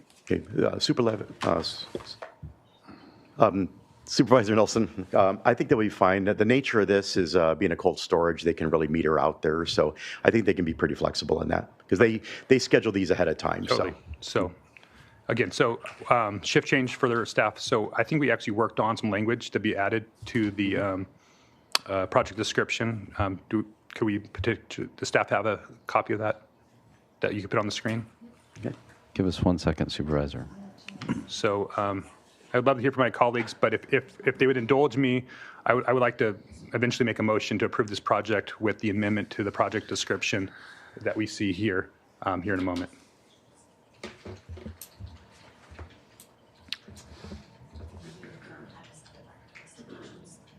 Okay, we need to vote the additional slide into the record. So I'd like to make a motion to accept this slide from staff. I'll second. Thank you. all those in favor? Aye. Any opposed? Okay. Do you want to hear from us now, or do you want to wait till after the applicant? I don't care. Okay. Why don't we start with Supervisor Hartman? Well, first of all, I appreciate all the work that Supervisor Nelson has put into this on traffic and drainage. I remember when we had a discussion up here about how we can encourage more processing in our county, that it's a way that we can capture more value. When there's coolers and processing, land values go up, higher paid jobs, and we capture more of the value of the product here in the county. So on principle, I'm very supportive of this. I did just have a question. Who all are the customers? Is the product produced by the applicant, or are you serving a large number of berry growers throughout the area? Yeah, it is mainly large berry growers throughout the area. Yeah, the Titan buys the strawberries from the local growers and they process them, so it is very beneficial. So fewer GHGs pushing it all out and getting it here. And the benefit of having the processor attached to the freezer is it doesn't get processed, put on a truck, shipped to a freezer. It just goes through a door into the freezer. Yeah. So just mitigating some of the effects, as it seems, I'm very, very enthusiastically supportive. Supervisor Williams. Yeah, I just, cold storage is vital for ag. And I think it goes to, my philosophy with agriculture is that it has impacts, but it has less impacts here than it would have elsewhere. The California and the United States is a big consumer. It's a better thing for our community to have the prosperity from it, but it's also a better thing for the environment and for, I would say, the United States to have food grown closer and shipped closer and stored closer. So, if you want to build one in Cuyama, everybody would be really thrilled. I think it's creative to deal with the traffic issues by fully addressing shift changes. So I support that as well. Supervisor Capps. Yeah, I'll add my support, and I know this has been years in the making. I appreciate the Planning Commission's unanimous support for this, and I'm happy to lend mine as well. Thank you. And then, I support the project. I'm just curious what the applicant's done. When there's creative ways, you're going to have a lot of employees. There's creative ways to deal with that. Supervisor Nelson sits on the Calvans board, trying to get as many people together to drive out to that facility in one vehicle is be much appreciated, and I think that would be benefit to the employee as well as everybody else traveling on Betarabia. Also, the Chumash model is they have a lot of employees, and they do bus routes where they have the employees park in certain areas and bring them in and take them out. So I'm really interested to hear where you are on the traffic portion of it, what you can live with, and what Supervisor Nelson has proposed. So, but obviously, I've heard from a lot of members of the local farming community, and they're very excited about getting this open ASAP. Supervisor Hartman. Oh, well, I heard a number of people say that they appreciated planning staff and just wanted to highlight that. And just had a question. Have we learned anything in this process to make it easier for those who want to do processing? Or Mr. Chair, Supervisor Hartman, I think what I would recommend is that they process these together. Yeah, if they Yeah. can. And sometimes it seems like an attractive option. And in this case, we made it work, but it doesn't always work to the benefit of the applicant and the public. So if we can process them together, we can consider all factors at one time, and then they get through the process would be more quickly in the long run. So let me pursue that just a little bit. So it was the pasteurizing that required the general plan amendment? It requires the overlay, the ag industry overlay. I see. And is that a good requirement to keep? I am reluctant to opine on that without investigating that further. I mean, it has been a standard that's been a part of the county's code for a very long time. We are looking at allowing some minor, smaller processing through the ag enterprise program that we're going to be bringing to the board, but it would be something we'd have to look more deeply into. Okay. I'd be interested in that if, unless there's something obvious good it serves. Just because it's been around a long time, we Right. could look at it. Okay. Yep. Supervisor Nelson. Yeah, I know it's kind of on a policy discussion outside the project, but we do have some manufacturing zoning. That's where some of this ag stuff can go as well. That's already there. So I would look there first, as an opportunity, and making sure that we maximize that and make that easier to develop projects in the ag and the manufacturing zoning, because it is adjacent to agriculture. So I think it's really depends on the circumstances. And I do think, when we open up other places, maybe that area isn't developed as quickly because people have other options. So I would like to try to get us to start to move that manufacturing park area to see its fulfillment. Do we need to do anything else? I think it was. How long does that take? Okay. We're waiting for some things to appear online in coordination with the Brown Act and making sure everything is posted legally. So it might take a minute or two here.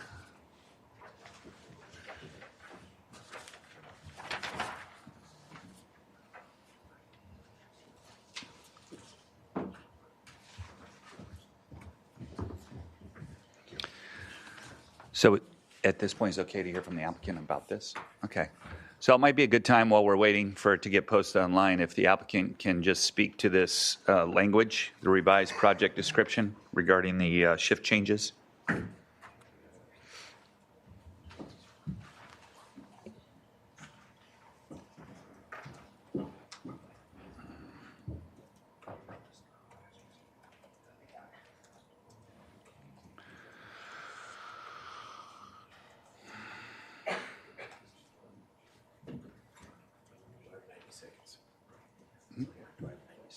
It looks like it. Well, we're going to find out right here.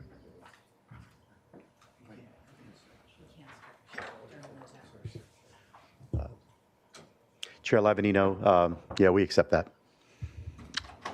Okay.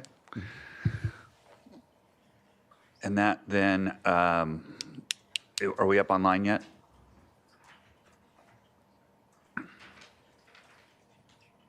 Chair Lavanino, members of the board, unfortunately, it hasn't appeared online. It was posted about 5 minutes ago, but it is not appearing online yet. Sometimes it can take up to 10 minutes. So we do have copies available here in the room and for the applicant, but if we could just pause to ensure that is online. Okay. Does anybody in the audience have a good story? No. I see Mr. Yeah, I see Mr. Papich waiting anxiously for 821 still. So we're going to go to that right after this.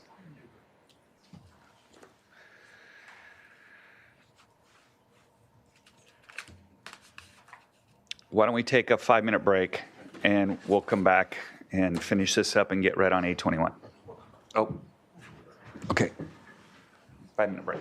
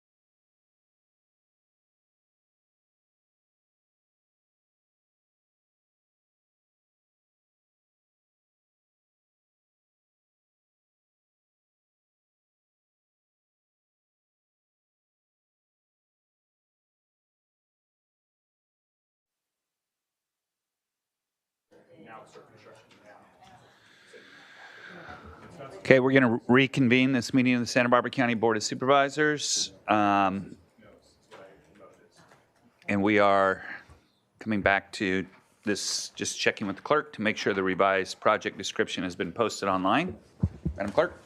Yes, Chair Lavanino and members of the board, I did just want to note for the record that the second motion that was made on this item by Supervisor Nelson, or motioned by Supervisor Nelson, seconded by Supervisor Williams to include these additional slides from Planning and Development staff are available online with the rest of the materials for this item and are available in the back of the room and for the board members and the applicant. Okay, very good. Let's just hold 30 seconds. I just saw Supervisor Capps walking in again, so I want to make sure she gets on record to be able to vote.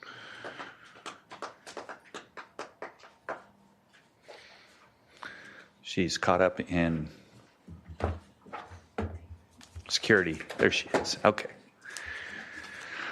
All right, so I'll kick it back to Supervisor Nelson. Yes, I just want, thank you, Chair Lavanino, and thank you to my colleagues. I do want to also thank staff, Gwen, Steve, and Travis. Travis worked extensively with our office on trying to get a solution for this project and get it here in a timely manner. And I support Supervisor Hartman's, desire to find ways for us to promote this in the future. And so I think this is a good step forward that we can actually tell people this stuff can get accomplished in Santa Barbara County. Sometimes it's a little painful, but we can't get there. So again, I want to reiterate my motion to do staff recommendation with the posted revised project description addition on traffic. So that would be my motion. Again, I think Supervisor Williams, if you're still okay with the second there. I will second. Okay. We have a motion and a second. All those in favor? Aye. Aye. Any opposed? Passes unanimously. All right. Thank you very much.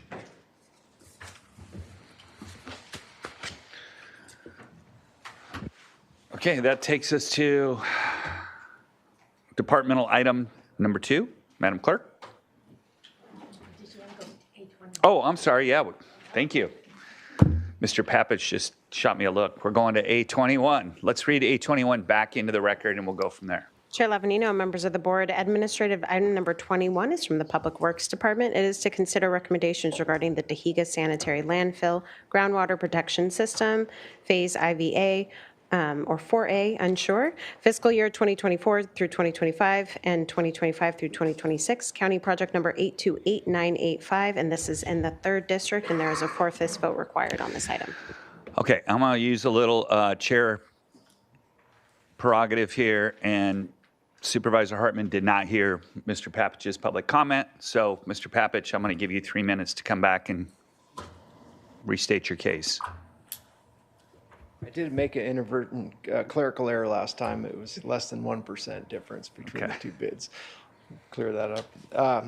Anyhow, Supervisor Hartman, for your benefit, Jason Papich, president of Papich Construction, and we were a bidder on the Tahiga Sanitary Landfill Phase 4A, agenda item A21, and Sukit Construction was the low bidder. We were the second bidder, slightly over them. However, Sukit failed to follow the public bidding requirements and the requirements of the contract for sublisting, and listed a number of subcontractors where they evidently intended to use them for 100% of the bid items, listed them for far less, which then opens it up for bid shopping, potential claims to the county, all sorts of things. But what it mostly does by awarding to Sukit based on staff's recommendations is sets a precedence in the county for future public bidding that could be detrimental to the spirit of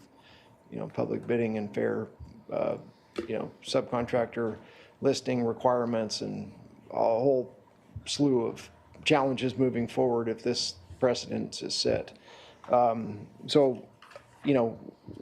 My desire is for the county to reject Sukit's bid and award the project to Papich Construction, who has previous experience, built the adjacent cell, has all of the staff largely living in Santa Barbara County, and there is a community workforce, or in this case, community workforce requirement that the county has in place.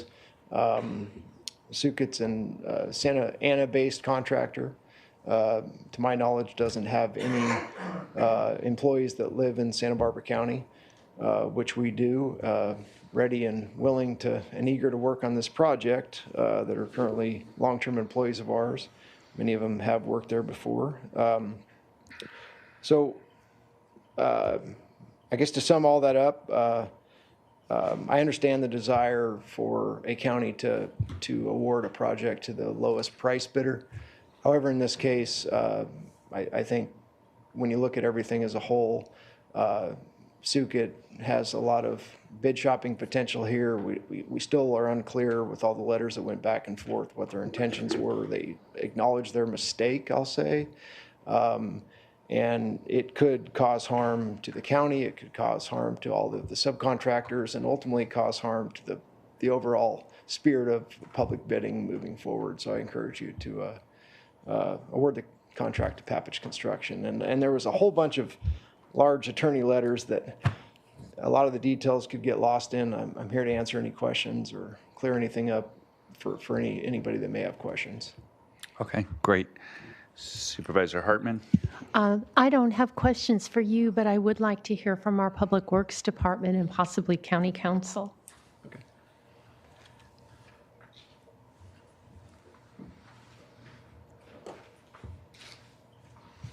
Good morning, Supervisor Hartman, through the chair. Chris Nedden, Public Works. So just at the 30,000 foot level, when we look at these bid packages, we're looking for contractors that first of all and foremost, we want a process that's fair and competitive. And then we want to ensure that our contractors that are performing the work are competent and can do so to follow our specifications, which Papich certainly is, as well as the other bidders. And we went through the process, we reviewed the documentation, we reviewed the bid protests, and ultimately just determined that there is the low bidder is responsible and responsive, and in working through with County Council on the particular issues of the bid protest, found that Suket's bid is responsive. And so the mistake that was made and the potential for bid shopping? Supervisor Hartman, through the chair. I don't know that it would be classified as a mistake per se. There's just some, they're supposed to provide a brief description, and there is just some contention. I think that description was maybe too brief, but in following up with Suket and in their response to the protest letters, it was clarified that this isn't a bid shopping potential situation. It's just a apportionment of performance of the subcontracted duties to the specific subcontractor. Thank you. Supervisor Nelson? Yes, thank you, Chair Lavanino. And I think this is an example of why, frankly, I was really concerned about the community workforce agreements. I had always said I could support a community workforce agreement that would actually assure that we had actually community workforce. And I guess I don't understand how Suket, who's not a local company, is going to be able to satisfy this. It's a $21 million project, and we have a local contractor in Papich where many of those employees live in our county and has done a lot of work here, is now getting a LA contractor that's going to slide in under a CWA to take away local business from a local contractor that's within less than 1%. And I know that we're supposed to find the cheapest, cost in things, but you think about the quality of work when somebody builds something locally. You think about the multiplier effect of all those dollars in our community. It seems that it's close enough that our board should have some discretion here on these types of things to choose a local contractor when it's that razor thin. So I guess my question is for County Council. What is, is it, if it was $1 more, would we have to cancel it and rebid it to do this? Is that really how this works, or is there any type of discretion that this board has to choose an equivalent bidder that truly is a local bidder? So that's where I have heartburn on this, and I want to understand that better. Mr. Chair, members of the board, I'm not aware of local preference as part of that, but I am looking at your discretion on whether you could either, I know you have discretion to cancel and rebid, but I am looking to see if you have discretion if you could award to another bidder, and I'm not sure yet, so I am looking at that now. Can I ask our Public Works Director, what's the, what kind of shot clock are we on right now for this? We're on one. Chair Levanino, thank you for that question. We're on a very tight deadline. We actually should have been in construction right now, but we did rebid the project because there was enough issues with the previous bid that we felt it would be more fair to get a fully competitive bid between all the parties by rebidding it. But that has eaten up our float time. We need to have this project into construction as soon as possible. Got it. Thank you. And how were we, did we have a engineer's estimate on this going in?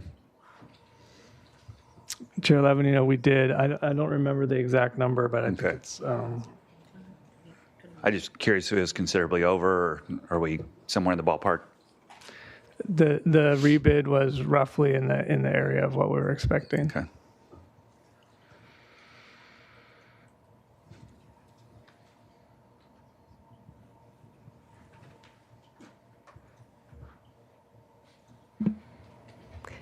Mr. Chair, members of the board, my recommendation is that if you'd like to consider doing something different, even today, that you trail the items, we could look a little bit further, because so there's the option to cancel the bid and redo the process, although you've heard from Mr. Studden about the timing challenges with that. The other option would be, so we're supposed to bid to the lowest responsible bidder. And so we could look to see if there's any indication of the first bid not being responsive, and that would give your board discretion to make a different decision. So we could look at that if you trail the item. Okay, let me ask about, so it was already challenged, correct? So the bid was challenged and there's a formal process for that. Can you just thumbnail sketch that real quick? Like, who takes a look at that? Yes, Chair Levanino, when a protest comes in, we review it internally with our team, and then we work with county council, and then we develop our response to that. Okay, so this is already passed legal review. Okay. So, yeah, just for myself personally, I'm with Supervisor Nelson as far as, I mean, you know, I think the goal of everybody on this dais is to get a quality project delivered. And if we have the opportunity to use local, we definitely want to be putting our local people to work. That was what was sold with the countywide workforce agreement, was that we were going to get a lot more local workers. So this is really concerning, is some, you know, major project, and we're bringing in folks from LA. So I, you know, now I feel like almost our hands are tied because we're on this really short leash. But I think if we do move forward, this is a real eye opener for me, that, you know, what a lot of the people were arguing, the locals were saying that, you know, if this passes, it doesn't ensure anybody locally is going to be getting the work. And that looks like that's the way that this is playing out. But I'll open it up to any other board members that would like to discuss it. Supervisor Hartman. Well, I don't think this necessarily is an indictment of the workforce agreement. We don't really know where the subcontractors would be hired from. But if we do have a local company, I'm with you and Supervisor Nelson. I would much rather, if it were, you know, pretty even, I'd much rather go with a local company for sure. And I think that was what the board had originally intended, was a local preference. But I'm pretty sure that's, if I can get county council to weigh in, that's actually not legal. Is that correct? Because I think that's what we originally wanted to do. I'm sorry, Supervisor. I'm just asking. Oh, yeah. Repeat the question. Yeah, I'm sorry. We're throwing a lot of stuff at you at the same time. I was just saying it was the will of the board, obviously, that we would like to build in a local preference. But I think legally that has some guardrails on that, correct? Are you referring to the project labor agreement? I'm Is talking it about in any general? public works project. Well, I think, I think it is different on the type of project, but I do think that, I think we have like a preference, but not a requirement, which is, I think, what we're distinguishing here. And then as far as the board's discretion on this, so, I mean, there was a bid protest. And so, like I said before, I mean, if the board were to determine the protest was valid, and we look to see if there's evidence of the contractor being non-responsive, then I think the board could award to the next lowest responsible bidder, which in this case would be the speaker. But I'm assuming that you already looked at that when the bid protest formula went through and it went to county counsel's office, and you guys would look to determine to make sure that they were actually responsive in the protest process. Mr. Chair, members of the board, we do work closely with the department and advise on options. Okay. Supervisor Hartman? And how is local preference assessed?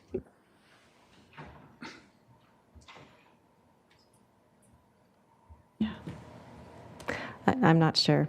Yeah, I don't think that we have a local preference as part of the bidding process. I think there's something in the project labor agreement standard that addresses it, but I'm just not positive. Could we trail this? Yeah, let's trail it. I mean, if we can, another hour or two, if that gives us something a little bit more, that would. Yeah. Okay, well, go ahead. So, Chair Lavanino, I'm not sure if it's helpful or not, but the way the CWA improves local participation is that the contractor, whether they be local or non-local, have certain requirements to bring the labor to the job site from the local halls. So even if it's a contractor from out of the area, the labor that they bring to the project is intended to be local labor. Okay, appreciate that. So why don't we, we're going to trail this to the end of the meeting, so it gives our council time to research and kind of look into this one in particular, and we'll revisit it before we close the business. Okay? Sorry. Okay, do I need a vote on that, or can we just trail it? We can trail? Trail, okay. So that takes us to departmental item number 2. Madam Clerk, can you please read that into the record? Chair Lavanino and members of the board, departmental item number 2 is from the County Executive Office. It is a hearing to consider recommendations regarding a response to the 2023 through 2024 grand jury report on individuals in crisis, the right care at the right time. Okay. Good morning, Chair Lavanino and Supervisors. I'm Tanya Heitman, Assistant County Executive Officer, and with me assisting with the presentation today is Lindsay Walter, Principal Analyst. Under Sheriff Bonner and Director Navarro are also with us today to assist with any questions you might have at the conclusion of the presentation. The grand jury issued a report entitled Individuals in Crisis, the Right Care at the Right Time. This report focuses on behavioral health crisis response services and perceived barriers for law enforcement issuance of holds pursuant to Welfare and Institutions Code Section 5150. I appreciate the grand jury highlighting an area that has long been a source of confusion. Perceived restriction on the use of 5150 holds by law enforcement in our county has surfaced in a number of reports and been a source of debate amongst the system partners. To gain greater understanding, a review of board actions related to holds, as well as staffing and funding associated with them, was conducted. Records dating back to 1978 were located and demonstrated that there was no action by the board that restricted law enforcement's ability to place 5150 holds, although it was clear that other staffing models and contracts were approved that placed a greater emphasis on models that resourced this work outside of law enforcement. Interestingly, in an effort to minimize the use of law enforcement resources, for a portion of our history, our local ambulance provider was utilized for them. Today, we continue to place an emphasis towards utilization of individuals trained in de-escalation and behavioral health interventions to serve those in crisis. However, we want to be clear that law enforcement is vested with the authority to place holds, and our local efforts are not designed to restrict them from exercising their legal authority, but rather to support them, whether that's by providing additional training to them or additional non-law enforcement staffing options. We hope that all can agree, as the title of the grand jury report suggests, the right care at the right time. Our focus should be on supporting those in crisis and getting them the care they need, regardless of who places the hold. As noted in the board letter, there was an earlier version of the grand jury report that the sheriff was asked to respond to. That initial response is included in the board materials as attachment B. Subsequently, the grand jury revised their report, and the sheriff provided a new response that was dated August 19th and is currently available on the grand jury's website. Although it's not in your packet today, I would note that in his final response, the sheriff agreed with both the grand jury's finding and the recommendation 1B. With that, I want to turn it over to Lindsay to walk through some additional background information and the proposed responses. Good afternoon, Chair and board members. The first focus area relates to law enforcement and the use of 5150 holds. For a 5150 hold, the Welfare and Institutions Code describes the detention of mentally disordered individuals, described as a danger to others or to themselves or gravely disabled. The Welfare and Institutions Code provides that a qualified peace officer or designated mental health expert can, upon probable cause, take or cause to be taken a person into custody for a period of 72 hours for evaluation and crisis intervention or be placed into a treatment facility. Currently, Behavioral Wellness provides regular training on 5150 holds and continues to host these with interested partner agencies. These trainings have been provided to the Sheriff's Office, Santa Maria and Santa Barbara Police Departments, and hospitals. We agree that the grand jury's first finding that the expansion of trained law enforcement officers with 5150 hold ability and more behavioral wellness clinicians would be beneficial to Santa Barbara County citizens. There is currently much collaboration occurring between law enforcement and behavioral wellness, but there is benefit to further investments which would support the county's most vulnerable. The second focus area is crisis services in the county and co-response teams. Co-response is a model that pairs law enforcement officers with mental health professionals to respond to calls involving people experiencing behavioral health crisis or emotional distress. The model aims to provide a more compassionate and comprehensive response to these situations while also offering alternatives to arrest. For co-response, there are currently 6 co-response teams which utilize blended funding. There are 4 teams in the Sheriff's Office, 1 team with Santa Maria Police Department, and 1 team with the Santa Barbara Police Department. Additionally, Behavioral Wellness and the Santa Barbara Police Department are collaborating on adding another team. Each team has a behavioral wellness clinician, and the teams are fully staffed as of August 2024. In February 2024, Behavioral Wellness and independent consultant KPMG provided an operational and performance report on the county crisis services to the board. Data from that report showed a low call volume for the sheriff's co-response teams. Per the report, co-response teams experienced low volumes over the 4-week period analyzed, with a total of 62 calls received across its 3 teams. This equates to an average of 16 service interactions per week, 5 service interactions per team per week, and 1 interaction per day across each team. Across weeks, co-response spent an average of 77 minutes on crisis service calls, lower than that of mobile crisis. To address concerns of disparate data from the sheriff and behavioral wellness, KPMG made recommendations regarding establishing shared definitions for data collection and metrics from outcome reporting. The departments are in the process of working on these recommendations. In Recommendation 1A, the jury recommends that the Board of Supervisors direct behavioral wellness to increase the number of clinicians available for co-response teams. The board has supported co-response teams as an opportunity to better serve its citizens and divert mentally ill from our jails. However, this recommendation will not be implemented as each team is fully staffed and co-response utilization data does not demonstrate a need for additional staffing at this time. Additionally, the redesign of our crisis system is underway. The new Medi-Cal mobile crisis benefit began in January 2024. This benefit has allowed for expanded hours for behavioral wellness, staffing of the access line, and a new overnight mobile crisis and access line telephone coverage by contractor Crestwood Behavioral Health, which was an A agenda item today for approval of the contract. The county will be monitoring both the new mobile crisis response as well as the crisis response team's utilization and will continue to evaluate whether additional resources are needed. I would like to thank the grand jury for its attention and thorough analysis of the county's use of 5150 holds for those individuals in crisis and the deployment of our co-response teams. As our responses have indicated, the county is aligned with the grand jury's desire to ensure access to appropriate care and coordinated efforts with agencies for 5150 training and hold writing. The board is committed to continued improvements in the delivery of crisis services. That concludes the presentation. We are available to answer your questions. And for your board's consideration, we've recommended actions A to C as they appear here on this slide. Okay, thank you very much. Supervisor Capps. Thank you. Thank you so much. This is fascinating to see sort of the history and the ways in which this topic and this tool has been utilized.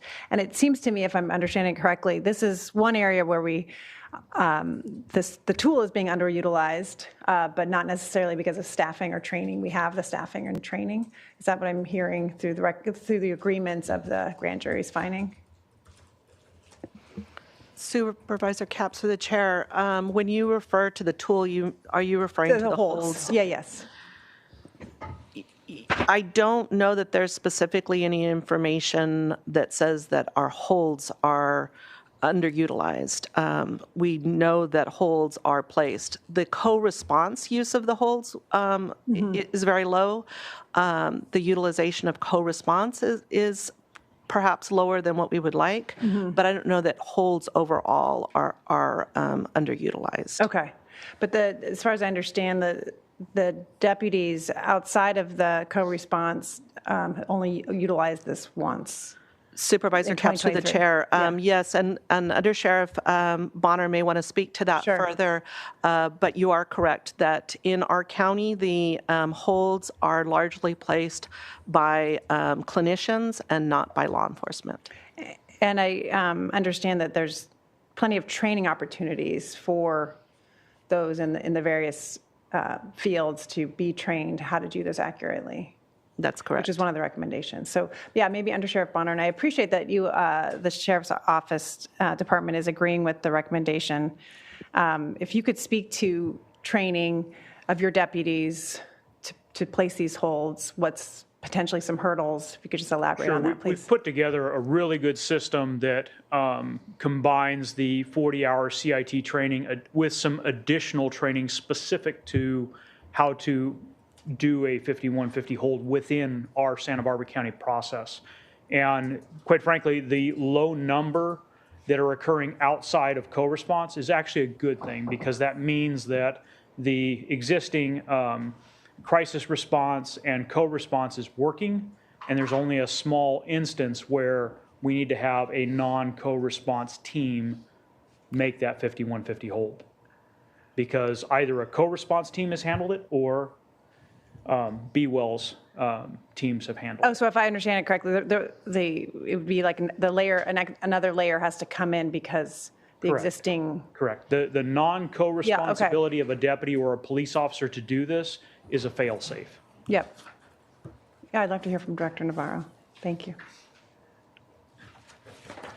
I just wanted to clarify the answer on your question regarding the training of law enforcement on 5150 designation. That is provided to law enforcement in their academy. And so in our system, we do the regular 5150 training for those who are new designees in our county. That would be something we have provided to law enforcement officers, for instance, in the Santa Barbara Police Department, who are now on a limited basis writing holds. So our training is a refresher for them, if you will, of the training they receive in the academy. Okay. And yeah, just more generally, I mean, I know we hear time and time again from advocates that we need to keep people who are having a mental health crisis out of jail. And so just if you could speak more generally in reaction to this this grand jury report, what this highlights and sort of next steps from here, given the recommendations and a lot of alignment. Supervisor Capps to the chair. As Lindsay mentioned, when KPMG was here, they did make some recommendations that the departments, BWell and Sheriff's Department, work together to better align their data to increase their communication and come to greater alignment around the policies and procedures for their teams. That work continues today. They have a ways to go yet to bring to fruition a data dashboard that will show true alignment with their data. But overall, I think we have to continue to monitor how mobile crisis is being implemented, how it's being utilized, and be able to take a look at both options, mobile crisis and co-response, to ensure that we're providing an adequate response in a variety of different situations to stakeholders, whether they call 911 or they call through the access line, either way. And that's something that's going to need to be monitored closely over the coming year and possibly further as our system evolves. Great, and thank you. Thank you again to the grand jury. Supervisor Hartman. Well, I have a number of questions. I'll start with a little story. I was hosting a forum on homelessness in Lompoc and found myself in a position where a member of the police department was pointing at me and saying, it's your fault that we can't do 5150 holds. And that caused me to go to our BWell director, and Tony Navarro explained that this is kind of a misunderstood process. So I think our sheriff's department understands this very well, and I think now the Santa Barbara Police Department does. But I wonder if there needs to be more education of some of the other city police forces and perhaps training, or otherwise we're sort of stuck in this blaming the county for issues that really they have some control over. My question here, though, has when a 5150 hold is administered, can they go to the CSU or do they have to go to a mental hospital? What happens? Supervisor Hartman, thank you for that question. So as you know, we've recently reopened our crisis stabilization unit on May 30th, and it is now a locked unit and receives 5150 holds. We just finished working with Crestwood, our provider, to create protocols in which law enforcement can bring potential residents or residents that they want to put on a hold directly to the CSU for staying there instead of to the emergency department or to the PUF. And so we started that week before last, I think, and we have been doing meeting with Santa Barbara Police, meeting with the Sheriff's Office. Our local hospitals have been informed, so everyone knows that there can be direct drop-offs by law enforcement to the CSU now, and there's a medical screening. And if that medical screening indicates that there's further possible medical issue happening, then they will be taken to the emergency department. It sounds like maybe there needs to be education, though, of the local police departments, too. Would that be something you would do and consider? Yes. Connor Pierce, our crisis services manager, is currently in the process of conducting meetings with Santa Barbara PD officers and sheriff's officers to discuss the protocol, the process, and get the word out. So I have another question. In my district, there was an unfortunate incident recently where a 21-year-old got in trouble, clearly a mental health issue. Unfortunately, it's at this age where things like schizophrenia and mental disease first manifest. And I think law enforcement did a good job, but he ended up being booked and in jail. Fortunately, his family could afford to bail, but if they couldn't, and now they've got all these legal proceedings anyway, and if they couldn't, he'd still be in jail. So what happened there? I mean, if this is supposed to keep people out of jail, and I know we don't want to talk about a specific case, but I'm just asking in general, when people are in mental health crisis, oftentimes they're doing things that are a danger to themselves and others that may not be legal. Do they have to go to jail? Is there not some way that we can de-escalate? Well, from the behavioral health side of the house, we need to be notified and called and invited to a situation. Those are not things that we monitor. We don't have that automatic monitoring of knowing when there's a call and potentially someone with a mental health or behavioral health issue is in crisis. And so that is something that we need to be called and activated to attend. And I'll let Under Sheriff Bonner talk about how co-response is dispatched.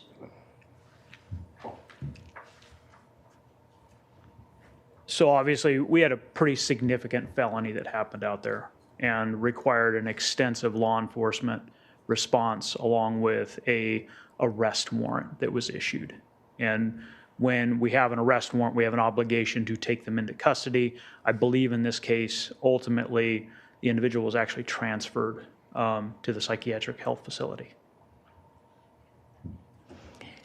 After booking. Correct, but when you have a warrant issued by a judge, we are obligated to take them into custody and book them.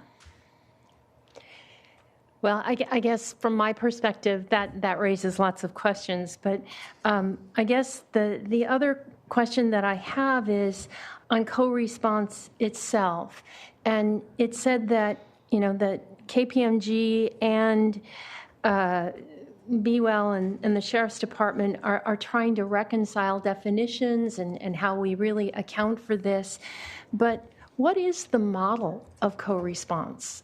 I mean, what are there differences of perspective between what the Sheriff's Department brings to this and perhaps what Be-Well? I mean, I thought the model was to try to avoid going to jail, this case aside. Whenever possible. And that is exactly what co-response does. There are going to be instances where you have a violent felony, right? When there is a public safety concern, they're going to be taken into custody. You also may have instances such as this, where you have a arrest warrant issued by a judge, where we have some obligations, legal obligations to follow, where they still may be taken into custody. However, co-response works together, and they do get people the help they need without taking them to jail. And could I have Director Navarro also, is there a shared definition and what is the work still to be done around co-response? I brought John Winkler with me here today to give you the most up-to-the-minute change in that regard, because they meet, himself and the leadership of co-response meet monthly together to work on this issue. But I can give you an example of one of the areas where we have met to build consensus and a shared understanding. It was not always the case that when there was a call for service, a 911 dispatch to someone potentially having a mental health crisis, that it would be co-response is the first to respond. Patrol oftentimes would be the first on the scene and be handling the situation. And if co-response got there, the patrol may have already taken the person, and they're not someone to respond on the co-response side. When we met in leadership and talked about that lack of shared understanding, both Sheriff Brown and myself directed the teams to understand that we want co-response dispatch anytime there is somebody that is being calling that may have a mental health crisis. So could I interrupt there? So patrol is going to get there quicker. Right. In most cases. So what would they do while they're waiting for co-response? Well, fortunately, many of the officers, and I think that is, again, what Under Sheriff Bonner was speaking to, have been trained in CIT, crisis intervention training. And so in the moment, they may be able to detain and de-escalate a situation to a degree until such time the co-response gets on the scene. And so now that is the direction and the consensus we're moving in, is that patrol will not just take the person and the way they have, if they are the first to respond, they're usually the ones handling it, and then removing the person as deemed necessary in their evaluation. Now there's more of an understanding that we're waiting for co-response to get there and allowing mental health. And just trying to go in a holding pattern. I don't know that it's 100% effective yet and that it's happening all of the time, but that is one area where we realized we were very disparate in our understanding and are trying to bring that together. Thank you. Mm-hmm. I just had a clarification. Supervisor Gass. Yeah, I'm sorry. Under Sheriff Bonner, if you could just reiterate and make sure I'm clear on this. So all deputies get trained in doing the 5150 holds in the academy? So everyone who goes through a law enforcement academy gets some initial training, broad, overarching California law as it relates to 5150 holds, including myself 30 years ago. Sure. What we do with Be Well and with our behavioral sciences unit is we provide them very specific training about this is how we accomplish this within Santa Barbara County. Right, so they get some additional training that's very specific, not the broad, overarching California law version of it, but here's how we do this, to include that when possible, we use our Be Well services first, followed by co-response, followed by, okay, all of these aren't available. Now we'll have a deputy or a police officer go ahead and make the 5150 hold. But again, it's specific to Santa Barbara County.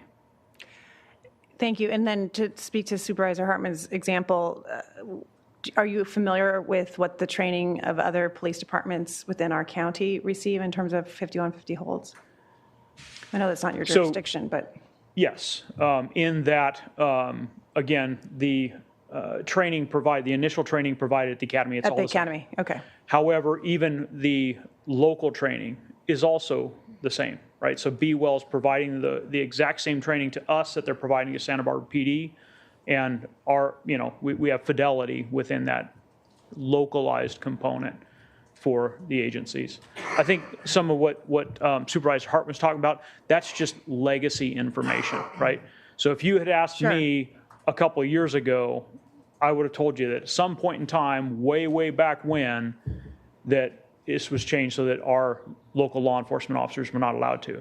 However, ACO Heitman and her team were able to dig through microfiche and find where this all stemmed from, which was 70s into the 80s of contracts that were entered into for this service. And it was essentially just something where we all came together and agreed this is a better method of doing it back then. But again, over the past 40 years, the stories have changed or become more and more inaccurate. And I know Assistant CEO Heitman used the phrase, we need to keep monitoring, but do you feel as though we're moving in the right direction in terms of like the first line, generally patrol? I think we have a very good system in place, right? We use the best resource, and it's kind of like the fallback. So, your mobile crisis teams first, followed by co-response, followed by, okay, we don't have either of those or their extended ETA, then we'll utilize the on-scene deputies or police officers to handle it. Okay, thank you. Supervisor Williams. I just think that the amount of collaboration and discussion between the departments have gone up a lot in the last, just in the 8 years since I've been here. And that's really welcome because that means we're going to be able to get a better result more often. So, I think it's good. I think it's good that this grand jury gives us extra impetus. And eventually there probably will be more 5150s, done. But the fact that we're producing facilities that will be better handle them was also part of making this work better. All right, Madam Clerk, are there any public comments on this matter? Chair Lavanino and members of the board, we have no requests to speak from the public on this item. Okay, I'll bring it back to the board for a motion. Sure, I'll move to approve. I believe it was A through C. A through C. Yes. Second. All those in favor? Aye. Thank you. Any opposed? Okay, passes unanimously. Just curious if we're ready for 821 yet, or do we want to go to departmental item 3? 3. Let's do 3 and give them more time. Okay, well, that's they're done. My preference would be for you to go to item 3. Okay, we'll do item 3 first. So can you please read item 3 into the record? Chair Lavanino and members of the board, departmental item number 3 is from the Community Services Department. It is a hearing to consider recommendations regarding developing an energy reach code encouraging all electric buildings. Chair Levanino, members of the board, Garrett Wong will be making the presentation this morning, so I'd like to invite him to begin. Good morning, Chair Lavanino and members of the board. My name is Garrett Wong, and I'm the Climate Program Manager. Oops. We're here today to talk about the proposed Energy Reach Code, which would be implementing a component of the recently adopted Climate Action Plan. Limiting the increase of natural gas from new construction as our community grows is an important step in limiting the increase of greenhouse gas emissions. This process started back in well before April 2022, but the board had given us previous direction to begin developing a policy that would effectively regulate natural gas infrastructure new construction to the effect that it would essentially be prohibited. Staff had been working on that policy. We'd been working on that policy in collaboration with the cities of Carpinteria and Goleta, who are also adopting similar policies. And all three of our jurisdictions were actually poised to bring these policies to adoption. However, in April 2023, the Ninth Circuit Court of Appeals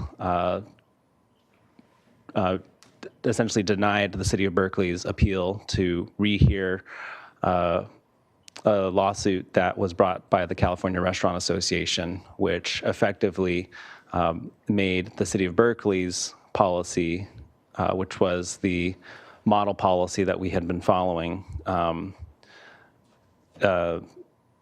ineffective, or they had to repeal it, and other jurisdictions that have followed in suit have also done similarly. And the reason for this was that the court had deemed that the city's ordinance would be considered preemptive of federal regulations, which typically regulate energy use through appliances. However, it was the court's opinion that the city's policy was preemptive of the federal action.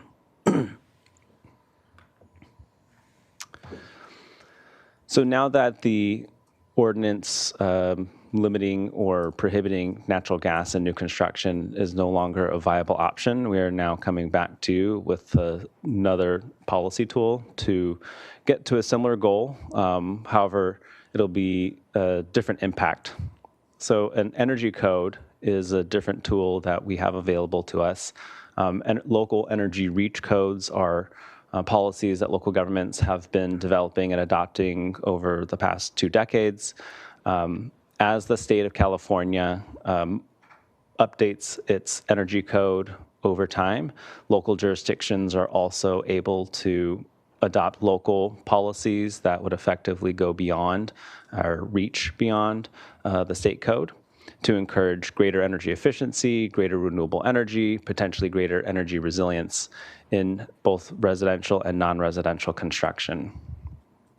Energy reach codes are primarily enforced through the Title 24 Energy Modeling Report.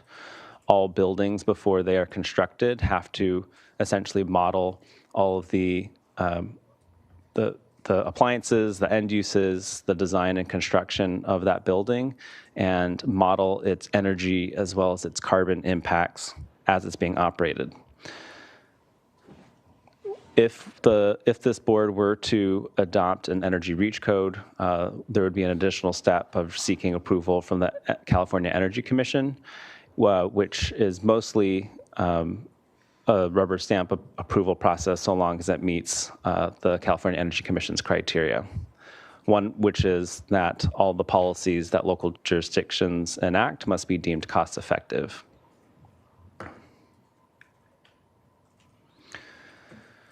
So to demonstrate how this policy would work conceptually, we have a chart on the right-hand side of the presentation here.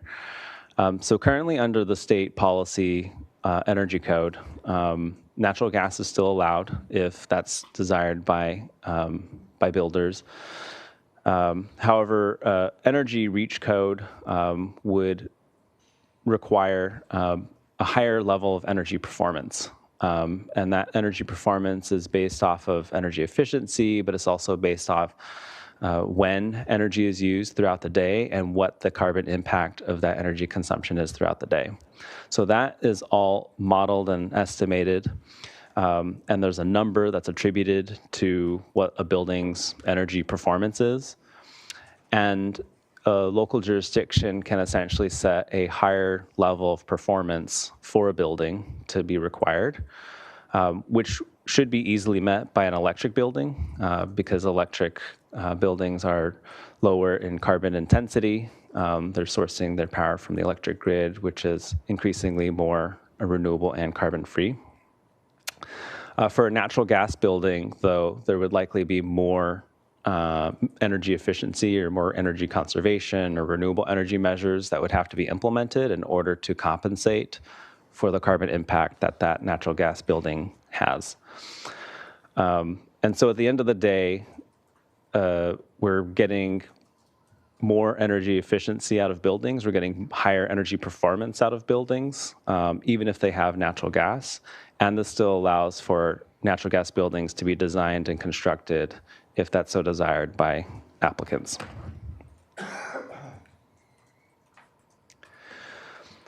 Since we've been working on the previous natural gas regulation, we have settled on, or we have proposed some definitions and rules around applicability and potential exemptions, having worked with the stakeholders and the Agricultural Advisory Committee. The current proposed definition for new construction to which this would be applied to is currently based off of the value of the project relative to the value of the existing structure. This is something that the building official recommended that we use since it's already a trigger for other regulations that the building official and the building division looks at. However, we do hear from others, as well as other jurisdictions that use other thresholds that are in alignment with other procedures and policies that they have. We've also developed a proposed list of potential exemptions. These wouldn't necessarily be automatic exemptions. This would be a list of potential eligible uses that could be exempted. So applicants could apply to have their projects exempted if they were considered one of these categories. This list of exemptions was developed over the course of our stakeholder engagement process with the natural gas regulation that was done with stakeholders involving in the building industry, affordable housing, and the Agricultural Advisory Committee as well. If a project is exempted from this policy, what we would likely require is that the buildings are designed and built to be electric ready, meaning that they have the infrastructure and the capacity to accept electric appliances and equipment if in the future those natural gas using appliances are removed.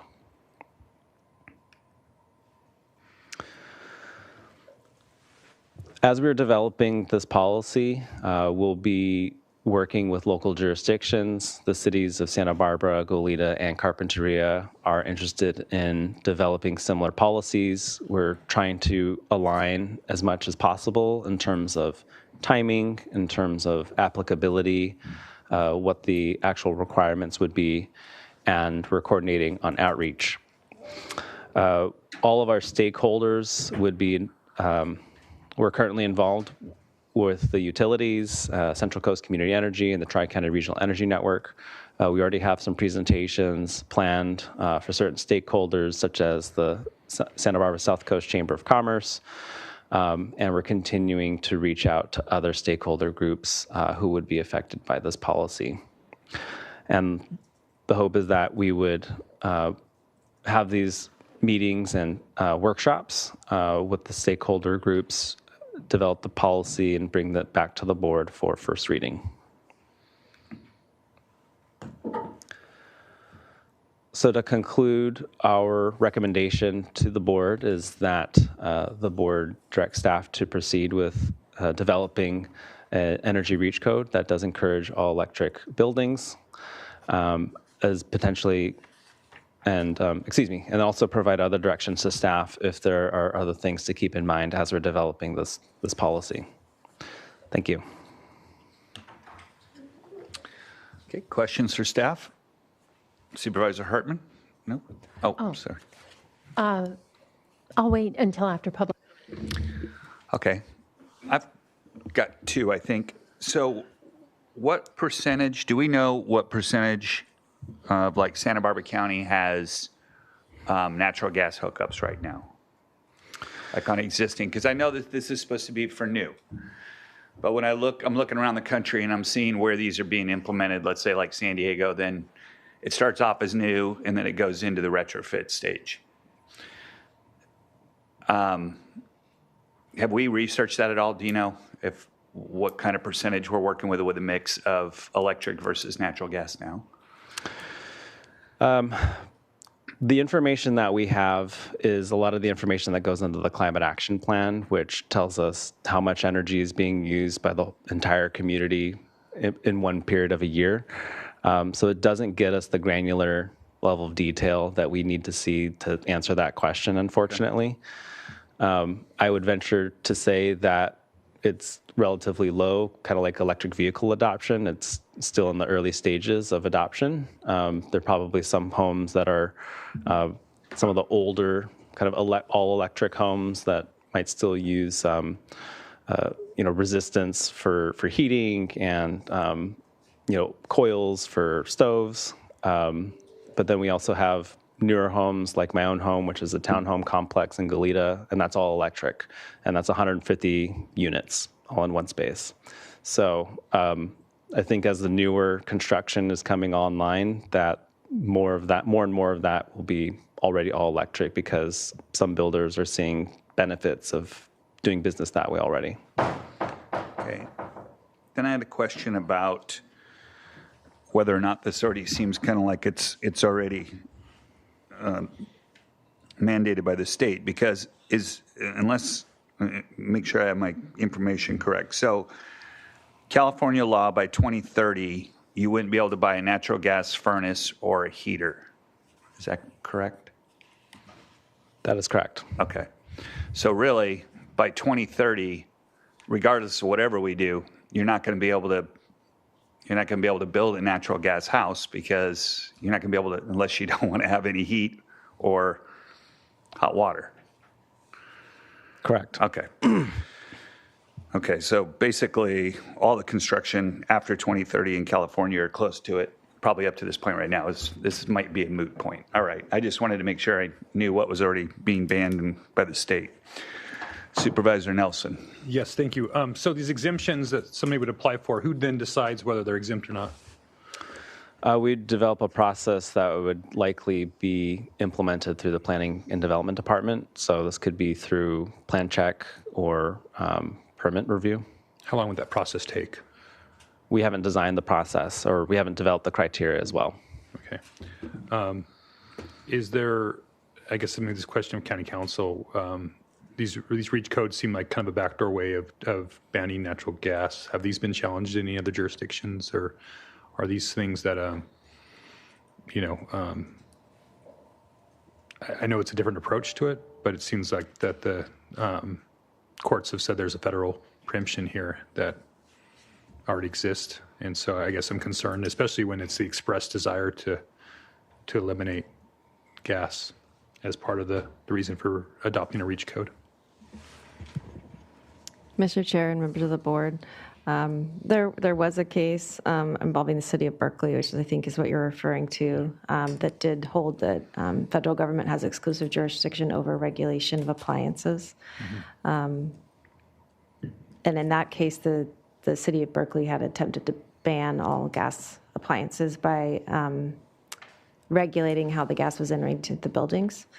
But that doesn't mean that we can't encourage or incentivize. So there is some options here, and we don't have a specific language in front of you. So as we would go forward, we would work with staff on options. So that actually brings up a really good question based on Supervisor or Chair Lavanino's question. So based on the Berkeley decision, would the state's ban of natural gas appliances be unconstitutional?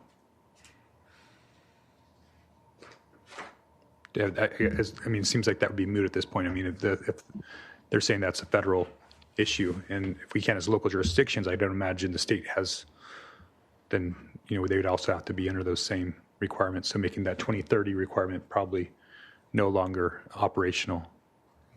Is that a reasonable way to look at that? Supervisor Nelson, I haven't looked at that issue specifically on how the state's role in regulating. Sometimes there is overlapping jurisdictions. Sometimes things are delegated from the federal government to the state. So I'm just not sure. Okay, I just trying to understand the environment that we're looking at moving forward.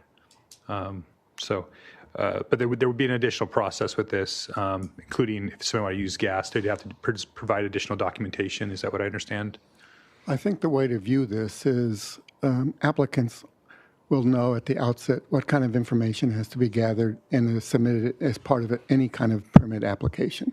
So long as we're clear about what information is needed, it's not necessarily adding another layer, simply identifying what needs to be submitted to be evaluated. Okay, thank you.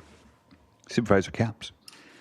Yeah, thank you. Maybe this helps Supervisor Nelson. There's 60 other jurisdictions in California that have similar codes, and it's actually a really cool map. Localenergycode.com. You can click on a county like Ventura, LA, see when they pass there. So this is not really new territory. And I just offer up that we have a history of subsidizing one industry that creates fossil fuels, and now these are just incentives. So I think it's exciting. And I think it's great to be back up here and, shortly after we passed our climate action plan and see this very concrete step forward, just asking to bring this back. I'm thrilled. Excuse me. And I would just like to talk about different issues because, of course, it's related to fossil fuels and climate events and extreme weather, but the benefits of affordability and health. Me as a mom who raised a kid with a gas stove, I didn't realize that 12% of child asthma is created potentially by just that stove. And so if you could just speak to affordability and the incentives and any other health considerations as well. Sure. So it's true that indoor air quality does improve when you don't have combustible flame in the home. There are also issues with carbon monoxide as a potential danger. And then the natural gas system itself as an infrastructure is also prone to accidents and spills, as we've seen in Ventura County and the like. So there are a number of different health benefits that all-electric building can help alleviate. When you're talking about cost, all electric appliances are typically more efficient than natural gas burning appliances. Natural gas uses the principle of heating air to heat something else, and so there's a lot of excess waste heat that goes out into the environment, whether it's in your kitchen or whether it's in your natural gas heater. Electric appliances utilize technology what are called heat pumps, which is kind of like your refrigerator working in reverse. So it pulls kind of temperature from external environment and then infuses heat into into the container that it's trying to affect. So a lot of that is able to be more efficient, 100 times more efficient than natural gas. So I hear the concern that people have when it comes to affordability of electricity, but the function of that electricity as it relates to the use of heating air, heating water, is actually quite efficient. The other area where we see cost savings is in the upfront costs of actual building construction. Dual fuel building would have 2 trades involved in constructing a building for the electric side, for the natural gas side. If you're only doing all electric, then that's one less trade that has to be involved, so it would be lower cost overall to design and construct. Thank you. And again, I just share an anecdote of a friend who just put in a heat pump and was almost, through utilizing the existing incentives, was almost entirely paid for. I can't guarantee that for everybody, but it was pretty remarkable. And noted that not just in California, but across the country, heat pumps far outpaced the purchase of natural gas furnaces. So I think market forces are actually what this potential code could reflect, as opposed to just, again, trying to reduce our emissions. And I mentioned these other jurisdictions, so I just want to have some assurance, perhaps when you bring this back to us, of that we're also learning from lessons elsewhere, of especially when we get down to exemptions and where are the biggest impacts potentially on costs or industries? Where can we benefit from the fact that we're not the first out of the gate here, and where other jurisdictions, other counties have, perhaps modified their codes, et cetera. I know City of Goleta I believe just passed theirs. City of Santa Barbara already has, but reaching into Ventura elsewhere. So if you could provide some benchmarking as where we're kind of looking our sites to say, okay, let's make sure we're as smart as possible about this, because again, I think that would be really helpful. I think that's it for now. Thank you. Supervisor Nelson. Yeah, I guess just because other people are adopting these ordinances doesn't necessarily make them legal. And I guess that was what I was getting after, was, just because we were going down that route as well. And so I am concerned about what that looks like in the future, but I'm not an attorney, so I'll leave that up to the attorneys to figure out. I'm sure that they will. I'm sure those who oppose some of these policies will fight those out in courts, and we'll deal with it. I just, from my perspective and what I'm hearing from my constituents is, affordability is an issue, and electric costs are considerably higher than natural gas costs, and you're running those appliances. And so, if you just look at your natural gas bill, yes, there was a little spike last year when those costs went up, but generally over time, natural gas bills have been considerably lower than electric bills. Also, reliability. I represent a lot of rural areas. We had another power outage today in Los Alamos. We have a couple dozen a year in Los Alamos. So, having an alternative source of energy for a very unreliable network of energy with electricity. Maybe this is a route we go down in the future once we have microgrids in all these little communities, but right now we don't. So, what we're going to do is we're going to cut off the same communities that we profess to try to want to protect in this county in the future if they have reliability issues. We have these power safety shutdowns because we have a wind event or we have a bird hop on a line and we can't get electricity to a community for a weekend. I've got Casmillia, I've got Sisquoc, I got Gary. Okay, these are all the communities that are in our social justice element that we're supposed to be protecting. This urbanization stuff, sure, but a lot of my constituents aren't urbanites, and so having redundancy is really important. And so I am concerned about this. I'm just as concerned as Supervisor Capps on the health concerns of asthma. I think those studies have shown that if gas appliances are installed correctly, those aren't the case. It's really because it's poorly installed equipment, and that leads to asthma and air quality in these homes. Usually Airbnbs was what that study was based on. And those were often by, rentals that somebody's not living there, it's not their kids. When we installed a gas stove in my house, I made sure that it was done correctly because I was really concerned about that for my family. So there are ways to do that and making sure we have modern appliances there. I just think there's differing opinions on how, what this looks like. And if market forces are going to drive that, then I think market forces should. I just don't think we should create additional layers of governance here, which is, I promise you guys, it's going to make the planning process longer. It's going to make it more expensive. And, and that's something that we've been trying to find ways to make it less expensive. If we really think that this is the right thing to do, then the market will take care of it itself and find its own efficiencies when it comes to these products. But again, that's why we have a diverse board to think about these things differently and discuss these issues. Agree. Supervisor Williams. So this moving forward, this would affect new construction and remodels over what threshold? 50% of? So currently, the definition that we're using is, I think it's the value of the addition or replacement is over 75% of the existing structure. Got it.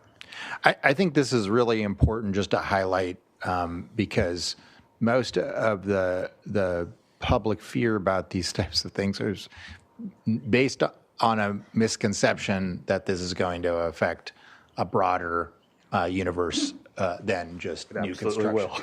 It absolutely will. And in my view, you can't hit it from both ends, right? You can't be like, hey, this is going to be really effective and cost everybody a lot of money, and then say, oh, because it's going to increase construction, it's not going to have anything at all. One or the other.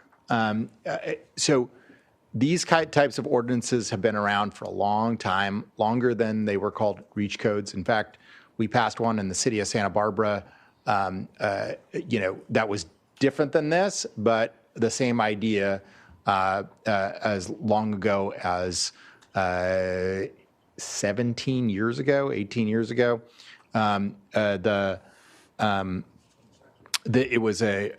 It was Title 24 plus 20%. So you had to be 20% more efficient than Title 24, which is kind of how the primitive versions of these ordinances worked out. It's withstood the tests of time. However, it's better for it to concentrate on this trigger because this trigger promotes a cheaper way of construction, right? Just a blanket ramping up of Title 24 increases construction costs more than if you just hone in on the natural gas infrastructure. So I think this is a good route from a public policy perspective to achieve the end in a more efficient,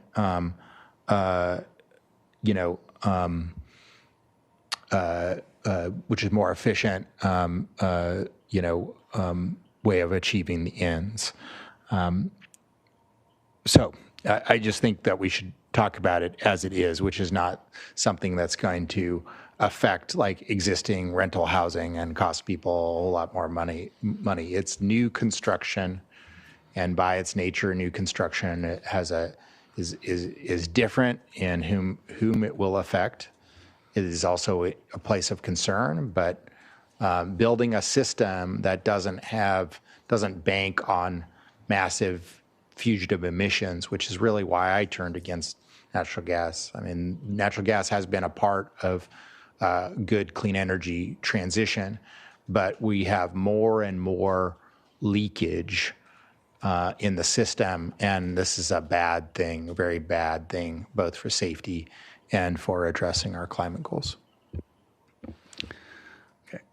I just thought it was interesting in the letter that we received from the multiple organizations that they put in there that both PG&E and SDG&E are in support of going all electric. So, hey, never thought we'd get them on board, but yeah. So, and just to talk about that for a second about, if this was just new construction, I wouldn't be so fearful of it. But like the city of San Diego passed something, they were one of the leaders in going all electric, and then now they've passed by a retrofit demand by 2035. And that might work in Montecito and Santa Barbara where people are okay with putting it out. But Guadalupe, western side of Santa Maria, Casmelia, those types of places, people, and you're going to say, well, we're going to give them one. I guess I'm getting into deliberations. So let's go to the public, and we'll hear what the public has to say, and then we'll come back to deliberate. Chair Lavanino and members of the board, we have 3 requests to speak on this item. We are going to begin on Zoom with Lee Heller, to be followed by Andy Caldwell here in Santa Maria. Lee? Good afternoon, Chair Lavanino and members of the board. I have to admit I was a little surprised when this item came up because the Berkeley case makes it impossible to mandate that buildings are all electric. So the first thing we need to understand here is there is not going to be a mandate in this ordinance to require that all new construction or 75% and up is electric. This would have to be an ordinance with incentives in the forms of carrots and sticks to encourage it, and what those look like can come at your direction. I'm in favor of this because I've been learning over time just how polluting gas stoves are. I miss cooking with gas. I've gotten used to my induction cooktop, but I don't want to live in a home where even the properly installed appliance is polluting the air and causing me present or future disease. It is also true that we are seeing a rapid rise in clean and affordable electric energy, and this is an opportunity to encourage new construction or major overhauls to move in that direction. I'm also on the APCD Citizens Advisory Committee, so I know what you know about how far short we are falling as a county in meeting our GHG reduction goals. So this is a way to encourage, not require, new construction or significant reworking to move in that direction. So I hope you will direct staff to come back with an ordinance that provides sticks and carrots to help us move in that direction. Thank you so much. We are now going to Andy Caldwell here in Santa Maria, and then we're going to Santa Barbara with Jonathan Ullman. Andy? Chair Lavanino, members of the board, Andy Caldwell representing CoLab.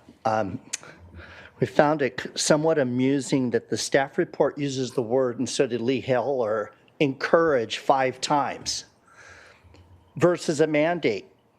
But you don't need an exemption for a suggestion. You don't need an exemption for a suggestion. This is a mandate.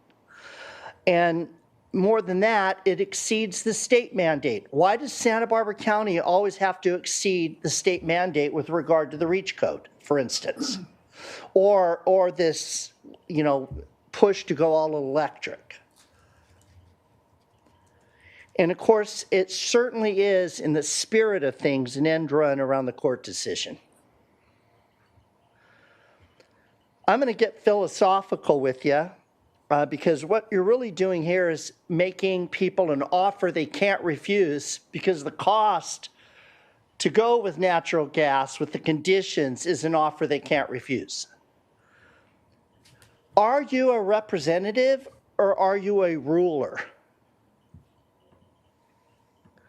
Because right now, people are free to choose an electric vehicle, electric appliances, battery backups. They're free to do all of that, mostly with tax rebates, subsidies, and sometimes zero interest loans. Your constituents are free to do everything you want them to do right now.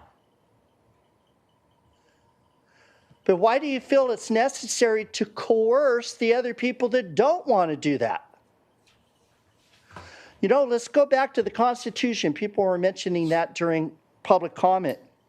There's a concept that you derived your just powers versus unjust powers from the consent of the governed. People can consent to go all electric, but you're taking away their ability to keep natural gas, at least in new construction. And don't kid yourself, some of that new construction is going to be future rentals. It is going to affect the price and the cost of utilities because natural gas is cheaper. And then finally, to Supervisor Nelson's point, we had I live in Napomo, we had almost 36-hour shutdown of power there. If you're all electric, that means you can't even cook the food that's going to rot in your refrigerator or your freezer. Why do we want to put all of our eggs in one basket? When you have power safety shutoffs and then storm events plus rolling blackouts. Again, are you rulers or are you representatives? Because I don't believe, if you put this up to a vote of the people, I don't believe most people would support banning natural gas in new construction, existing construction, or what have you. We're asking you, let people choose. If they're not buying what you're selling, that's your problem, not theirs. Because you've been pushing this on the public for decades. Thank you, people Andy. Still want their cars and their natural gas appliances. Thank you. We will now go to Santa Barbara with Jonathan Ullman, who is our final speaker on this item. Jonathan? Thank you very much. My name is Jonathan Ullman. I'm the director of the Santa Barbara Ventura chapter of the Sierra Club. I've submitted the letter written by 46 organizations on September 30th, 2022 for the support of the REACH code that your staff was working on before 2 Trump judges overturned the Berkeley decision and made it so that none of the REACH codes that were passed all across the state could go into effect, and yours could not even see the light of day. I ask you to support this. It is not a mandate. It is for new buildings, and this is freedom because right now, the CEO of Sempra, which is the owner of SoCal Gas, he made $27 million in 2023. $27 million in 1 year. I would suggest that the representatives who are saying, oh, this is unfair for people of lower income, I suggest they look at what SoCal Gas is making, the quality of their product, which is highly flammable and harmful to people in kitchens. I suggest they look at what's really going on, because what's really going on is the oil and gas industry is trying to take away choice from Americans. And that concludes public comment on this item. All right. Well, it's good to be CEO because CEO of SDG&E made $23 million last year, and the CEO of PG&E made a paltry $17 million. So he's going to be looking for another job, I guess. All right, bring it back to the board for discussion. Supervisor Nelson. Yes, thank you, Chair Lavanino. We all have different constituencies, I understand that. And what I am hearing from many of the businesses and my constituents is they would prefer to have the choices here. And even the mission here, it's carrots and sticks. And I don't think sticks are choices, right? I mean, we're not going to hit you as hard. I mean, I think that's really perverse. If it's just carrots, that's a different conversation. But we're openly, admittedly saying we're going to have sticks involved. That's punishment. So it may not be an outright ban, but it's definitely an aggressive, unfair treatment of a certain class of that might make a different choice than would be in agreement with the board majority here on this, so that's the route we go. So I can't support that. I'm going to listen to my constituents, and I think having choices is the best way to doing it. I also am deeply concerned about my unincorporated communities that are often faced without power, which also creates a lot of public safety concerns as well. Maybe when you look at exemptions on here, you also might exempt some of the unincorporated areas that are outside these urban areas. I mean, maybe that might be something you guys want to look at as well for redundancy purposes. So anyway, I don't think I'll be able to support moving forward. Supervisor Hartman. Yeah, as I understand our task, we're looking at 4 options. The 4th option has been not allowed, so we're considering the 3rd option, which will then come back to us in greater detail. I think our job is to be leaders, to be looking at the future, anticipating what's going to happen, and trying to prepare our communities to the best of our ability. I had an interesting experience about 10 years ago. I built a residential second unit, and I wasn't paying attention, and so it has gas, and I wished it didn't. I wish that there had been something like this, because where I live, we've got to have propane. It's a fire danger. Got to get it turned off. I'd much rather have it be electric. And as to resiliency, the future is we're going to have battery backup. And that's going to be, I know Mr. Wong himself is working in communities like Casamalia, Guadalupe, and New Kiama to bring greater resilience to those communities. And I think that that's what leaders do, is anticipate how we get ready for the future. It may not be that all these things coalesce, but that's why we're talking about new development, not existing development. I was listening on Saturday to the radio, and Evan Kleinman, that does a cooking show, was talking about the dangers of gas stoves. So people are starting to understand this. So I think at many, many levels, gas is not a good option for the future, and I'm very supportive of moving forward with option 3. Okay, Supervisor Capps. Yeah, thank you. I'm supportive of moving forward. I look forward to what you bring back. I think that's really important to understand too, that this is not a vote on the actual REACH code, but to bring it back and continue the dialogue. And I just hope we can move forward in recognition that there's such sort of entrenched, pro cons, but to me this is really about science and affordability and understanding that we understand better about technologies which are continually changing, and studies are continually showing us dangers of certain things that we relied on, and especially the oil and gas industry, which has had such a powerful hold on our laws with subsidies, not just in California but across the country. And so it's so hard to move away from that, and so these are just incentives, but it's not. I don't see it as ideology. I see it as practicality. This is cheaper to do electric. It's healthier. It's better for our environment. It's better for the weather events that cause so much damage and cost to our county. So I want, like Supervisor Hartman said, I want us to be a leader.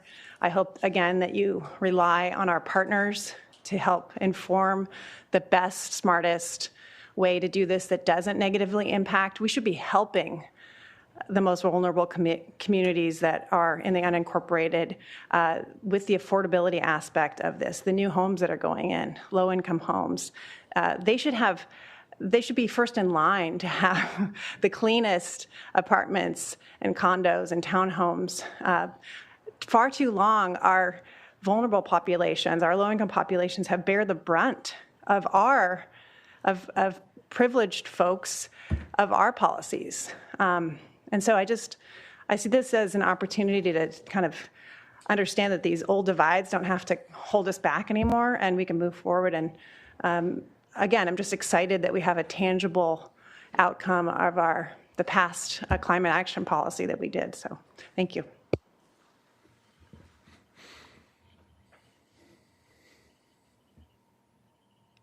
Supervisor Williams. Thank you, Mr. Chair. This isn't just going to be good for the environment. This is going to be good for the consumer. Number one, taste. If Evan Kleinman's on board, then it's obviously going to be good for good food. Okay, she's the gourmet, But it is just incorrect to assert that natural gas is better for consumers. Natural gas is not, so you can, people, maybe you have short memories, but there were points where our constituents were getting $500 gas bills each month in 2023. They were never getting $500 electric bills in 2023, at least not at the same scale. And that is for a specific reason. Electricity, we hedge on your behalf to insulate consumers from the danger of price spikes. Natural gas is not hedged in the same way. So you can either believe, as obviously one public speaker does, that the natural gas price spiking was for profits. That's possible. Or you can believe that they are constrained in their hedging ability. Either way, it is inferior for the consumer in the long run to electricity. Additionally, consumers that have high electricity bills can avoid cost in a way that natural gas cannot. Electricity is only more expensive for 4 hours during the day. And so people who need to reduce their electricity cost can more easily do that than with natural gas that does not have a large price differential throughout the day. Electricity is going to help consumers a lot more than natural gas ever will. And when we're looking at a public policy pie, as we do with our climate action plan, it behooves us to do climate pollutant reductions in a way that is most efficient from a cost perspective. And this is one of those most efficient ways from a cost perspective. So I fully support staff recommendation. All right. Well, in my house, I have both. And as a good old American, I like to be able to choose. If I want to run electricity, I have electricity. If I want to change my stove out and put an electric stove, I would do that. I don't need the state or the county or whoever it is to come in and tell me what I have to do. And I think one of the things that we left out of this is I represent a district that is 85 or 86% Hispanic. There is a cultural phenomenon that the reason why we're telling people what to do, or we feel the need to tell them what to do, is because they aren't going to go away from gas stoves. You're going to have to take it away from them. And I just don't think that's our responsibility. I don't know. I mean, like, my electric bills are 5 times what my natural gas bills are. My natural gas is a joke. It's so low. I use it for heating and for cooking. And many months it's under $30 a month. I've never had a PG&E bill under $150 a month. But it's just the idea to me of, this is a soft ban. This is saying, well, you're going to do it this way, and if you don't, you have to jump over all these other hoops to get there. So it is a soft ban. And when we talk about what the health outcomes are, 12% of asthma, and it's not good for kids, there's a lot of things that aren't good for kids that we don't ban. I think we saw through Prohibition, banning alcohol did not work. We still don't ban cigarettes. And I'm sure that's a lot higher cause of child asthma than natural gas stoves. So I just think letting people choose is just the American way. And I think if we followed the model that we did with smoking, it would work much better. What did we do? We educated, and kids today don't want to smoke. They stay away from it.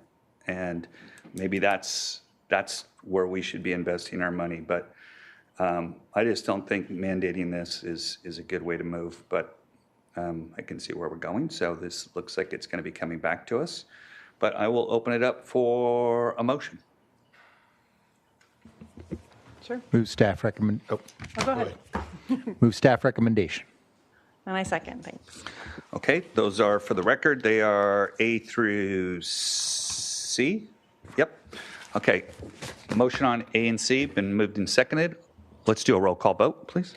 Supervisor Williams? Aye. Supervisor Capps? Aye. Supervisor Hartman? Aye. Supervisor Nelson? No. And Chair Lavanino? No. Motion passes 3-2. Okay. So are we ready to take A21 at this point? You're going to get the Golden Attendance Award today. Are we ready? Yeah. We're going to. Okay, let's read it one more time into the record again, please. Chair Lavanino and members of the board, administrative item number 21 is from the Public Works Department. It is to consider recommendations regarding the Tahiga Sanitary Landfill Groundwater Protection System Phase IVA fiscal year 2024 through 2025 and 2025 through 2026, County Project number 828985. This is in the 3rd District and requires a 4/5 vote. Okay. Madam Counsel? Mr. Chair and members of the board, thank you for trailing the item so I could look at the details of this bid. So we talked earlier about the board's options of approving the contract today or rejecting all bids and directing rebidding. We did earlier talk about the possibility of the board considering the protest However, after reviewing the bid procedures for this particular project, the procedure was not set up for the board to consider the protest. The protest process outlines that the director of Public Works is the final decision maker. So as a result, the contractor, Sukut, was not noticed for today to be present about a protest, and so they're not present to respond to any issues. You also asked about local labor preference. That's not a basis to award this contract, but the bid process does require compliance with the project labor agreement. Mr. Sutton had previously described how that works, that it's based on union local hiring halls. The project labor agreement includes a goal of 50% local labor, and then requires using Santa Barbara residents first when hiring from the union fire halls, but it's not a guarantee. It's a good faith effort. So that, I think, addresses all the questions that the board has. Okay, so in the normal bid challenge process, the Board of Supervisors is not involved. It's the Director of Public Works that makes the final determination.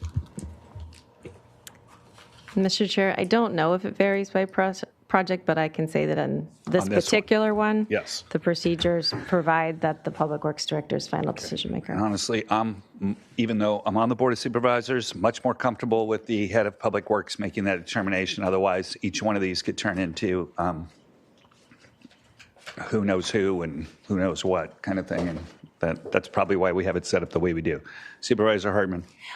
Yes, Mr. Snedden, I know this is in my district, and I've got some constituents who are very eager to have this go in quickly because they are experiencing some of the issues. So could you talk about how time is of the essence here? Sure, Chair, Supervisor Hartman, through the chair. Yeah, so this project is critical for the expansion project that will help have the landfill have the capacity needed to get out to 2038, which is the life that we're looking for everything to come fully online. And it'll protect the water course. Correct. Yes, the liner project is a critical piece of infrastructure for the landfilling because exactly what you said, it makes sure that no leachate gets through the landfill and into the groundwater and everything is treated properly. And into the ocean, which is right there. Supervisor Williams. Was Supervisor Hartman finished? I thought so. No. Okay. Well, I think number one, I think Papich is I consider a local. I think they're a union contractor, and I appreciate him being here and having close eyes on the project. It seems to me that the process has gone through, and we should be awarding it to Sukut, if I'm pronouncing that right. They are also a union contractor, and according to our provisions of our CWA, they've got they can bring in a core workforce, but after that, they've got to be hiring from the halls, which means local people too. I might have felt differently if, like many contracts, we have the ability to reject all bids. I'm open to the discussion, but it does not seem like we have this with this contract. Therefore, I'm prepared to support awarding the bid to Sukut because that's what we got to do to get this done. Supervisor Nelson. And I was just going to say, I doubt the CWA had anything to do with this since they're both union contractors used to paying good wages and benefits. Supervisor Nelson. Yeah, to address the CWA point that I was making earlier, and I said I would originally supported CWAs to begin with if we could have assured through CWAs we'd actually have local. And that was why I brought it up, not because they're influencing here. That was what I thought was the fallacy of the CWA, was it really did not protect us to making sure we're actually going to get local companies. So that's why I mentioned that previously. What I'm troubled by is that we literally had a contract with Papich for this already earlier this summer, and then Sukut appealed it, and there was enough there that they went out to rebid. Now it's gone through, and it's flipped, and Papage is bringing up there's issues with it too, but now we've run out of time, and now we got to go move forward or else so it's just really it's again. We should be ironclad from the beginning. Yeah, well, I mean, we had a contract with already the local one, and and so it seems like we're rewarding these outside agencies to appeal our local contractors, and then running out the clock, and now we're going to move forward with somebody outside the area. That's why I'm frustrated, because we could go out again, and maybe Papich would be the low bidder again, and the tiebreaker, but we're out of time now. So that's where I'm frustrated how this process has played out.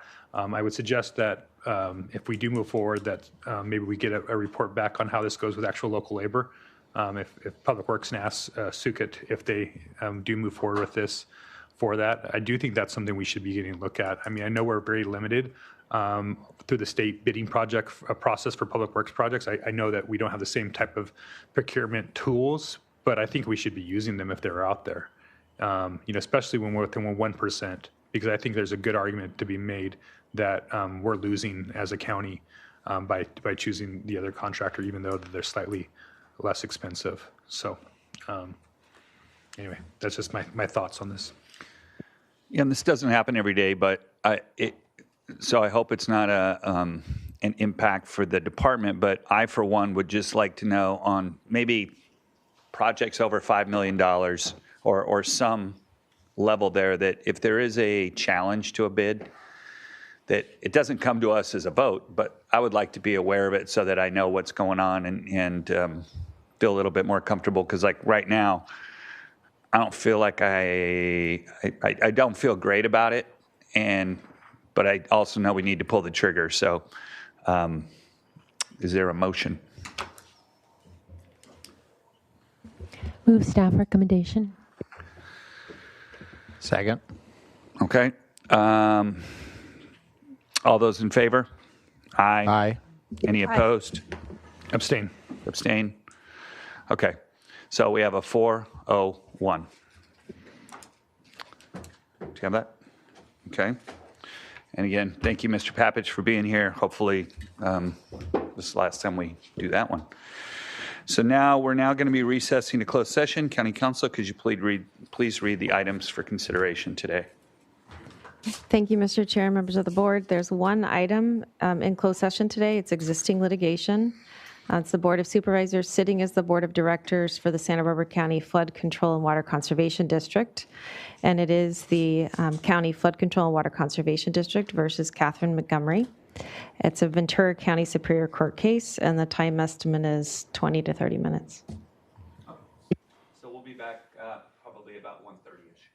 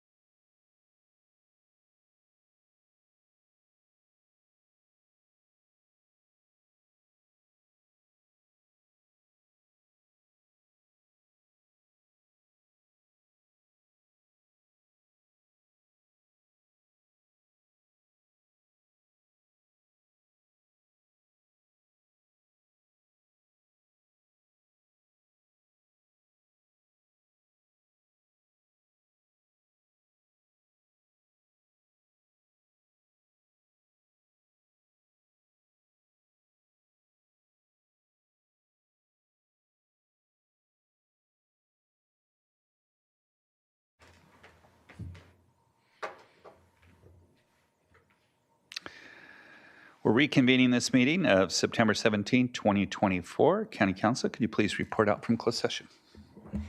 Thank you, Mr. Chair, members of the board. The board met in closed session as the Board of Directors for the Flood Control and Water Conservation District and heard one case. The board took no reportable action. Okay, and with that, we are adjourning this meeting, and we will our next meeting is Tuesday, October 1st in Santa Barbara.